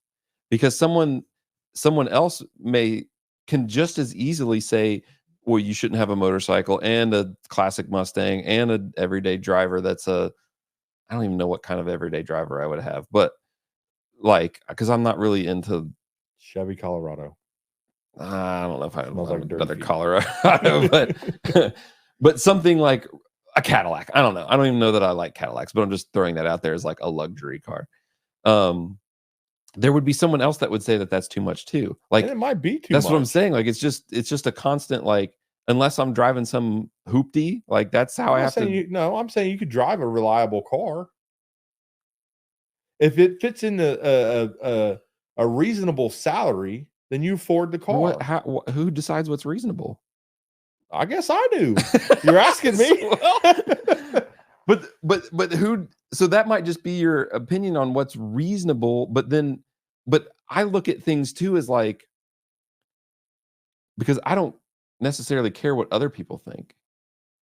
It's what does it say scripturally? What is God telling me about the situation? Well, when it doesn't say scripturally, when doesn't it? Because it doesn't tell you the draw line. I know it tells that it talks about idols and the love of money. That stuff's pretty clear. Bro, yeah. So that's what I'm saying is, if I don't love money and it's not an idol in my life and I'm generous, the Bible talks about being generous, being a cheerful giver. I guess it goes back to like all of those things, all of those scriptural boxes. Like, if I'm checking all those boxes, I don't even know if that's the right way to describe it. But if my heart's in the right place and I still, after all that, I still have 15 million and I want a house in Florida, a nice house in Florida for the family to go to that's on Disney because they like going to Disney or whatever, or we go, travel the world a lot, or I don't know, whatever. I'm just throwing out hypotheticals that, like those, then that I don't see anything biblically that God would say no. Now, if God talked to me and said, hey, you shouldn't do this or that, like, I'm going to listen to the prompting of the Holy Spirit and the leading of the Holy Spirit. That's how I decided not to drink anymore, was through the Holy Spirit prompting me. But other than that, like that's not, I don't see that as an issue. Courtney, I'm sorry, we're not destined to be rich. Because I personally, if I had $15 million overage, that after I did checked all the boxes you said, I would still give majority of it away. And I might still too. I'm just saying that 15 million is not so we're talking about no bad number, I guess. Well, we're talking about these guys that are talking about hundreds of millions of excess. And you're talking about an economy and a world where they could do a lot of good with that money instead of spending it on themselves. That's how I look at it. Yeah. I mean, so when it comes to blessing other people or blessing yourself, I feel like the preacher should always pick the other people. If they are, square, like if they are taken care of, their family's taken care of, and they're not worrying about where their meal is, or they're not worrying about where their head's going to lay that night. Because you're talking about, I don't know the number, but you're talking about millions of kids that don't know where their meal's coming from, right? Let's see. So you have these preachers, if you combine their wealth, might be able to feed every kid in America a meal. 1, 2, 3. How many zeros are that? That's 1 million, 10, 100.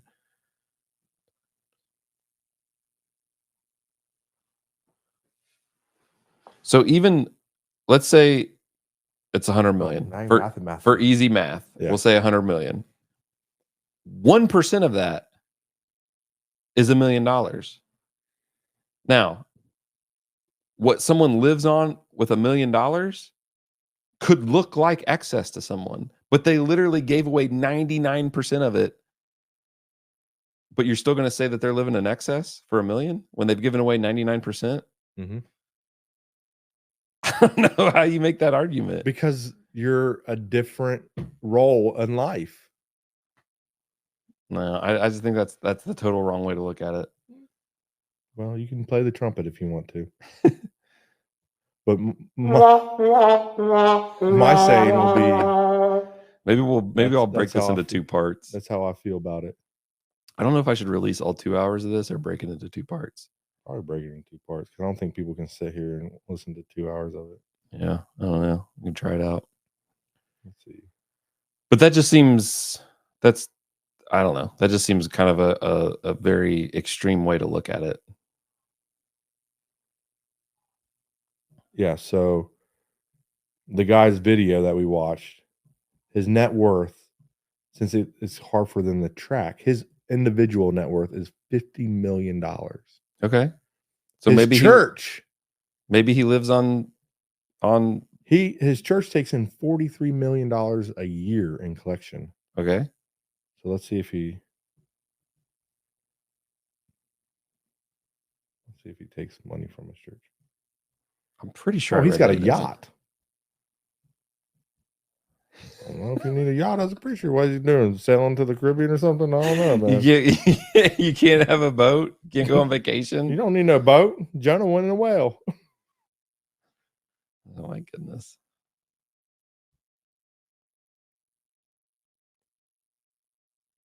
All right. We got some dead air time with you, whatever you're doing. Yeah. But anyways, that's my 2 cents. 2 cents on it. I don't and that's not to defend any, like I said before, it's not to defend any wealthy pastor. Their hearts may not be in the right place. They may idolize money. They may love money, and that's what the Bible says you shouldn't do. You shouldn't love it. So his estimated, but in and of itself, it's not bad. It's not a problem in my mind. So yeah, this says it doesn't take a salary. But his house is worth $10.5 million at 17,000 square feet. I don't know why that's a problem. I wouldn't want a house that big, probably, but it's not ridiculous. Sin. I didn't say it's sin. Okay, well, if it's not a sin, then you shouldn't have a problem with it as a Christian. Well, I can't say it's a sin because I don't know his heart. Now, if I knew his heart, then I could say it's a sin. Well, only God knows his heart. Right. And that's what I'm saying is. But I'm saying they're bad examples. How can that be a bad example? Because that's not how a preacher should live. All right. Well, a preacher should not live in a $10 million house. I don't see how you make that argument. Because if they lived in $1 million house, they could take the rest of the 9 million and feed the poor.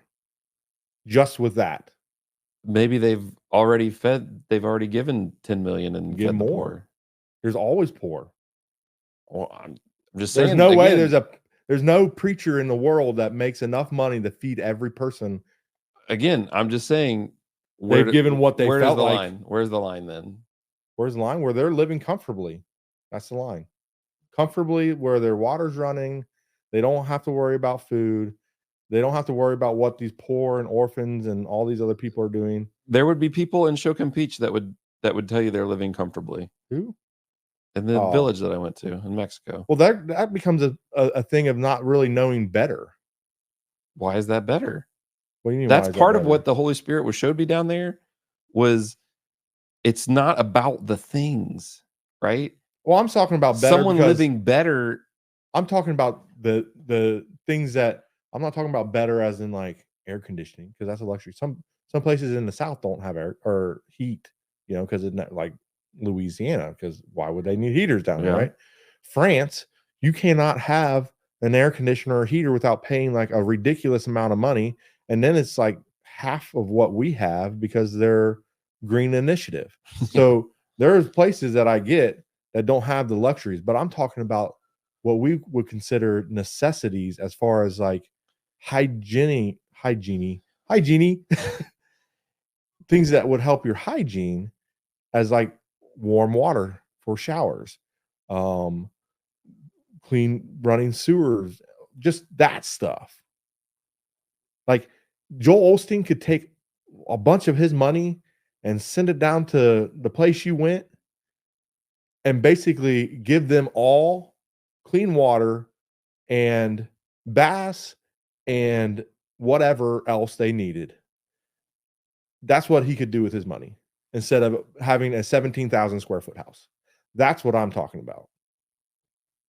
And if you took all of them together to do that, That's called changing the world. Everybody has the right to have clean water, to have, and that's one thing that I think about when you talk about stuff like that. It's like I take a shower, and sometimes I'm in the shower, I'm like, thank you, Lord, that I have a shower that I can just jump into anytime I want. I don't have to Right. walk to a well or a creek. I don't have to heat the water up, or I just dump it on my head, whatever. I got shampoo that comes out of a bottle. I got a grocery store that I can just run to and get anything I want. Like, I don't have to, they don't have McDonald's, or they don't have Speedways, or they don't have all this crap that we have, which probably does them a lot better as far as health wise. There's a lot of Coca-Cola down there. Well, yeah, I know they have like teeth problems too, but The diabetes is rampant. Coca-Cola has their thumb their in idol. that country. Yeah. And they really, I've heard them say that like Coca-Cola is cheaper than water. Like every meal they would have Coca-Cola with it. And they, because they're not overweight, there's some people that are, but for the majority of them, because they work so much and their food is they don't eat as much. Yeah. And they may not be like obese with diabetes. They might be like normal size and have type 2 diabetes, and it's just really bad. Anyways, lots of Coca-Cola down there. I remember you saying that the first time. Yeah. Because every time we looked at a picture of someone holding like a bottle of Coke, they have diabetes, they lost their leg, or and they're still drinking Coke. Yeah. But anyways, you don't know that Joel Osteen hasn't done things like that with a lot of money, and helped a lot of remote villages get a lot of stuff. But he could help more. I understand they probably do help. I'm not denying that they don't. And that's what I'm saying is just like, how can any of us be the one that decides where the appropriate line is? Because I feel like everybody knows the appropriate line. It could be everyone has a different view of it. Everybody and that's why I go back to where the heart of it is. To me, that's the line. Well, my heart says they're excessive. Well, and that might be what the Lord has put on your heart about it. Then how is it not, if it's not on my heart that they're living, if something's speaking to me saying they're living excessively, and if you are blessed in any way one day to be like that, I hope you do this with your money. And I look at even local churches on what they do with their money, and like spending it on like silly things. I think when they could turn around and do more for local, or even, maybe Ohio things, because I see the stories, and especially working for a food company, I see the things that people are struggling with, because we read about it a lot. And so you got kids that go to bed. Sometimes they don't even have a bed. Right now we're at work, we're doing like a pillow drive, because they give kids pillows because they might not even have a pillow to lay their head on. Yeah. But like, that mindset though that you're talking about is, well, you could do more. You could do more. You could do more. That line can just keep going. It should always go to where, you could say that I could sell this house and, have 300,000 to feed people with. I mean, and live in a tiny home. John the Baptist had so much faith, he did it. He ate crickets and peanut butter, or whatever it was. I can't remember. Peanut butter? Honey. Locusts and honey. John the Baptist eating PB&Js out in the wilderness. So, I mean, if we had strong enough faith, I mean, technically, that's how we probably should live. Jesus calls people to drop everything and follow him, but it's hard for the rich man to do that. So that's part of my point in the heart, right? Is who are any of us to point the finger at someone else when there's something more that we can be doing too? Well, I'm not saying that. I'm saying these guys are living, it's obvious, and they're leaders. We're not talking about everyday people. We're talking about people that are supposed to be examples of Christ's church above all. Okay, so if that's the example, then that means everyone else is supposed to be living that way too, then, right? We're supposed to strive that way, yeah. Okay, so if someone's gonna point the finger at someone else, because Jesus also says you got to pluck out the splinter in your eye before, or the log in your own eye before you're pointing out someone else's splinter. So, and if someone says, well, I give a lot, I'm generous and I'm this and I'm that, and it's okay. Well, if they need to be more generous, okay, well, then how can you be more generous too? Like, that's all I'm saying is if you start getting down this road of, Well, that's what I strive to be. How can I be more generous? I'm not super wealthy. So how can I be more generous in things that aren't money wise? So yeah, and there are examples of like I would love to have that money. And it's crazy. Like when I think of like if I won millions of dollars, like a lottery, I never Mhm. play it, but if I won it, I would probably set up a CD account, put some money in it that paid me, basically your high end salary so we could live and, whatever. My wife wouldn't have to work and we could, travel a little bit. And I would give all of it away, the rest of it. why you got to travel? Why do I got to travel? Yeah. Because God created the world to experience. Well, I mean, you could take that money that you're traveling with and But do traveling something is else. I'm just I know saying what that you're saying, but there can be an argument for everyone, every situation. well, yeah, but that's just being an antagonist right Not there. really, Yeah, it is. because I'm just trying to We're use the talking same about logic. we're not though. It doesn't seem like we're not. Because you're talking about things that these people can touch right now and change is way greater than what I can do with my meager wealth. But but why is the mindset different then, I guess? What do you mean why is the mindset If different? just because their reach is farther than your reach monetarily, why is the mindset different towards them? Because they took the role of being a leader of Christ's church. That's the difference. But why? That's why they're held at a different standard on judgment. Yes.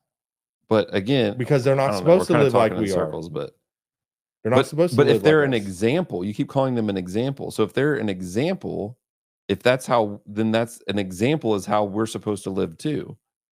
Well, in a perfect world, we all would live that way. Well, So yeah, we should then all try. Then I don't disagree with you. so then all Christians should Absolutely. not have that stuff then either. Absolutely, we should all be able to get along harmony. You know what they call that? Heaven. But that's why I just keep going back to the When point. when heaven is established back on earth, that's how it will be. Yeah. So that's what I'm saying. Like, that's what kind of stretch in their mindset should be to me, is to create as close to heaven on earth as they can because they have been blessed with all this amount of money. Right. Like, I wish I could I wish I was Elon Musk. I would send these poor countries, I'd give them whatever they needed to get their. It doesn't even matter if I had to keep paying for it. He could keep paying for it.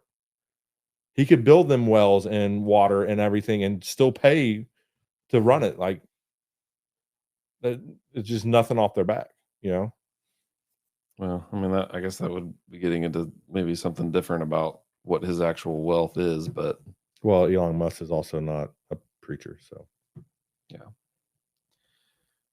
But the standard to me is where the love is. If someone's loving money, that's 100% wrong.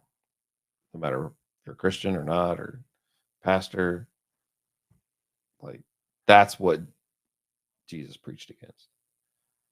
And the rich young ruler that walked away, all Jesus did was reveal where his love is. right. That's all that was. And the whole thing about, it's easier, for a camel to go through the eye of a needle than it is for a rich man to get into heaven is because of, do people get rich because they love money? And if they're loving money, then that's Well, you can problem, get right? rich not loving money and then turn to loving money. Yeah, I agree with that. That's why it becomes that. And maybe some of those pastors have. That's why it's like I'm just saying that that's not the way that someone lives, because it's so subjective as to what excess is. I mean, I think we can all draw the line that they live in excess. There's no way we're talking about these people. You cannot say it's not excess. But you keep saying that, but how do you determine the line? That's my whole point the whole time. Then you take the especially line after I based. just got back from a country in those villages that I saw, and you could make the argument that because there's running water in a house, that's excess compared to everyone else that doesn't have running water. Well, everybody should have running water, and these preachers should help have them. Well, why is that? If you have a well, a well in the back, and you can use a bucket, then why you need running water for? I don't have a well in the back. I'm just saying in general, like if we're making like generalized arguments we about should what take excess them looks like and build them up to us. Why? Why? That's just more stuff. Why does the stuff matter? Because running water is important. Maybe it's excess. No, now you're just being an advocate here. Because I don't think advocate's the right word, but devil advocate. Oh, it's well, I would never advocate for the devil. That's why I said advocate. Just you're being an antagonist. Yeah, because running water is essential. It is really what most civilizations are built on, as running water. Rome, all in places. Well, because it is successful. Yeah. Yes, and it kills disease. It more infrastructure means more advancement in all things, right? But also, you're just talking about personal hygiene, not people not getting sick, all that stuff. That's just what running water does for you. It gets rid of the bad things, brings in water, takes out the bad things. Because your showers, your drinking water, your bath toilets, all that stuff. My whole point is that excess is so subjective, because excess would look different where I just came from. What would be considered excess would look a lot different where I'm at than what we look at as excess. So that's why I'm saying, when you're like, it's obvious that it's, well, obvious why? Why is it obvious? And does that really actually reveal what other... If you're talking about a super poor place and what they look at us as having excess, there's probably excess in our life, right? Compared to them. But then take them and tell them to look at Joel Osteen's life and ask them what they think about that. Because then they probably can't even think of that, But they might think of my house as excess. But what I'm saying is, they might say your house is big, whatever, and it might be excessive, but then take them to a 17,000 square foot house. But each level is just subjective to whoever's looking at it. But I'm talking about what else. First, it always leads back to their role in what they've taken on as a role. And that was their choice. Or their calling, whatever you want to call it. They chose to be preachers. Okay. With that, to me, comes responsibilities and maybe I agree with that. There are responsibilities with denying yourself of certain things and doing good for everybody is only going to grow. So it's like saying if you gave 99% of your wealth away, 99.9%, and you could change those people's lives down there, you would do that, right? Because that's basically showing what Christ is. And that's going to bring more people to Christ than them worrying about their $17 million house. Well, but that's what I'm saying, is if 99% is still leaves me with 10 million, then give it away. Then give it all away to where you don't need a $10 million house. You just don't. I'm not saying I need a $10 million house. I'm saying Joel Osteen don't need one. Or whatever the other guy's name is. I don't need this house. You don't need your size of house. Oh, I need my house because my house is tiny. You don't need your size of house. Could you make do with a smaller house? That's different than needing. Like kids use the word need. My kids deserve their own room. Okay. We don't need to have 13 bathrooms and 14 bedrooms. I'm just saying when you say something like you don't need that, you can just keep chipping away and going down the line and going down the line to what basic needs are. If you use the word, Then what's wrong with living in basic needs? Well, that's what I'm a saying. preacher. Well, that's what I'm saying is so then someone could say, I don't need a house this big. If you got 4 people, 4-bedroom house should be big enough. If you got 2 people, but 17,000 square foot house is almost as big as man's. No, I think man's plan is probably bigger than 17,000 square. But either way, 17,000 square feet is probably bigger than this cul-de-sac. It is huge. Yeah, it's big for 2 people. Maybe he has lots of family that comes in and stays, and I don't know. Does he have kids? Does he have grandkids? Does he have brothers and sisters? And man, maybe they have big you ain't gonna Thanksgivings convince and me big Christmases. That he's filling up them houses. I'm not. All I'm saying is that the line can keep moving depending on whoever's looking at it, and that's why. So this is I guess this is how I wrap it up, because you said it's my opinion that you asked me, but what I'm saying is from a right and wrong stance. What is wrong is if someone loves money and they idolize a $17 million or whatever you said it was. That's wrong. But for me to say without beyond that, because again, you can just keep chipping away all the way down to where what you're doing is a pastor should only live on a basic need then. And if someone says, well, now hold on, a reasonable house. Okay, why is it reasonable? Because you say it's reasonable? Because society says it's reasonable? That's what I'm saying is people try to attach definitions of what reasonable is or what excess is, and they really don't. There's really no real meaning behind any of it. Well, I guess so. The only thing that matters then is the heart behind it. Now, you might be able to say the argument is, well, there's no way that they absolutely love money by living in a house that way. To me, that's more of an argument. Well, that's something that we can't judge, though. So that's why I don't argue it. But I guess what I say is, would anybody that we love in the scriptures and read about, that wrote the books, that were very close to Jesus, all of them, would they live that way? I don't think so. Unless you want to talk about Solomon and his 900 wives, which, was still a sin, Yeah. So,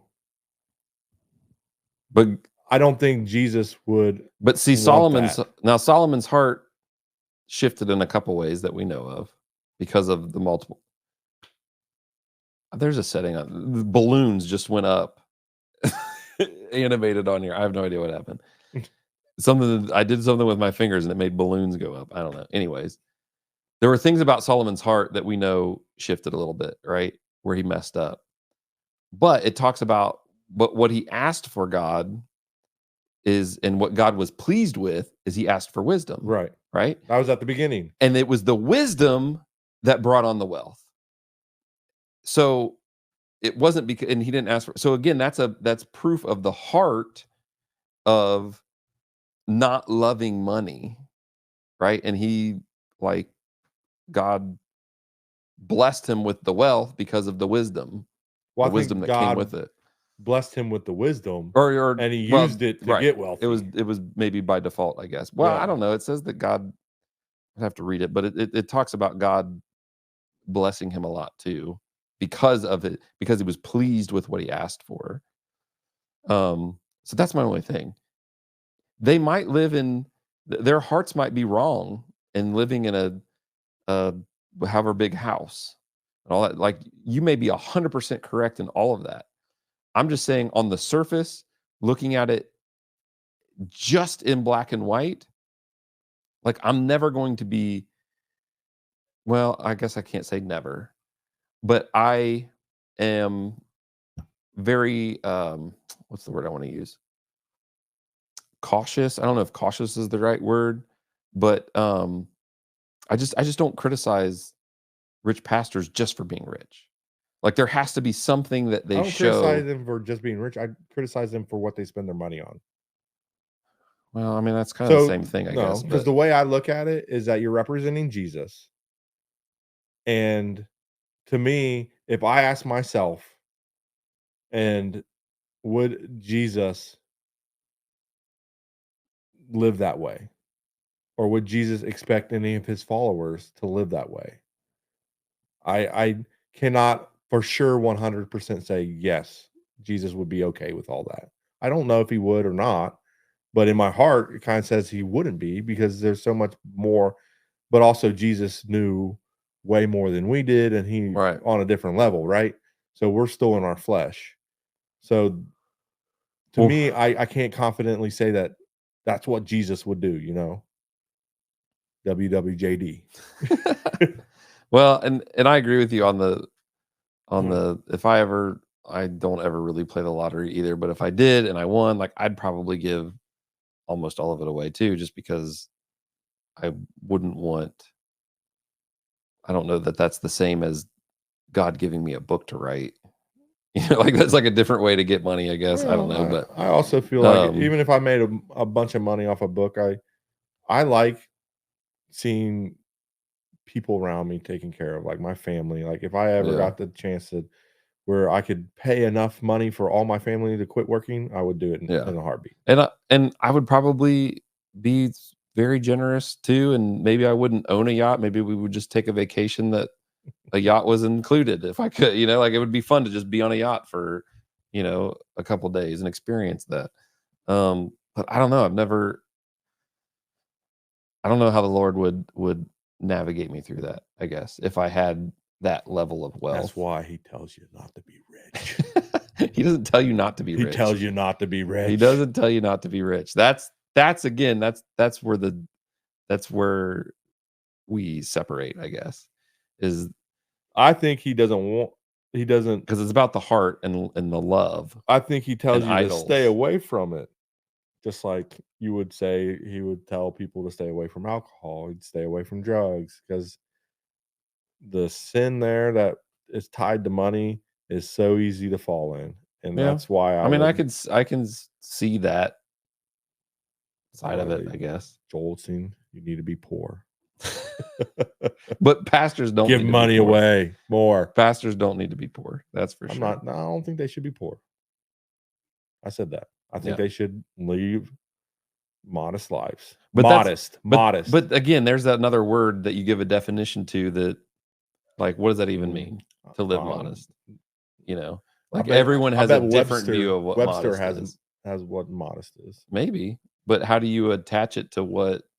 We're just going to keep talking about this. I know it just keeps going in a circle, but You know what I would like? I would like to hear from your followers on what they think. listeners And followers. I don't want you to be followers. Does that sound weird? Followers? Isn't that what it's subscribers? They follow me? I Well, don't they know. kind of do, don't they? I mean, not follow you like in like a. I guess. I don't know. It sounded weird at first. I mean, I guess it's not weird, but I was just trying to use the lingo, listeners, dude. subscribers, followers. I don't know. Subscribers / followers / listeners / supporters, whatever you want to call it. Let's hear what people think. I'm going to assume I'm going to be the minority. I don't know. I mean, I'll give it to you. You made very valid points, even though I still don't agree with the points because I still feel that tug where it's like, I don't think that they should live that way because I don't think, Yeah. And again, I don't want to live that way. But It's not like that I want to live that way. And that's why I'm trying I to agree defend with you it. that there is like who draws the line, right? Yeah. But I feel like if there was a line to be drawn, it would come from prayer. And I feel like the answer is there. Now, I don't make that much money, so I can't pray about that and say, am I too wealthy, God? Yeah. And so, yeah, I guess that's, so we can end it on that. I would like to. We're at almost 3 hours. We're at 2 hours and 45 minutes. Yeah. So maybe this will be a 2-parter. Yeah. You can do like maybe figure out how to split it to Well, it wouldn't Put a be hook hard in to there. edit and split. I just don't like editing. Does anybody want to edit for me? Anybody out there that likes to edit, just wants to flex their creative Well, they're arm a gonna have to little watch bit? a 3-hour video to get to your question. Yeah, exactly.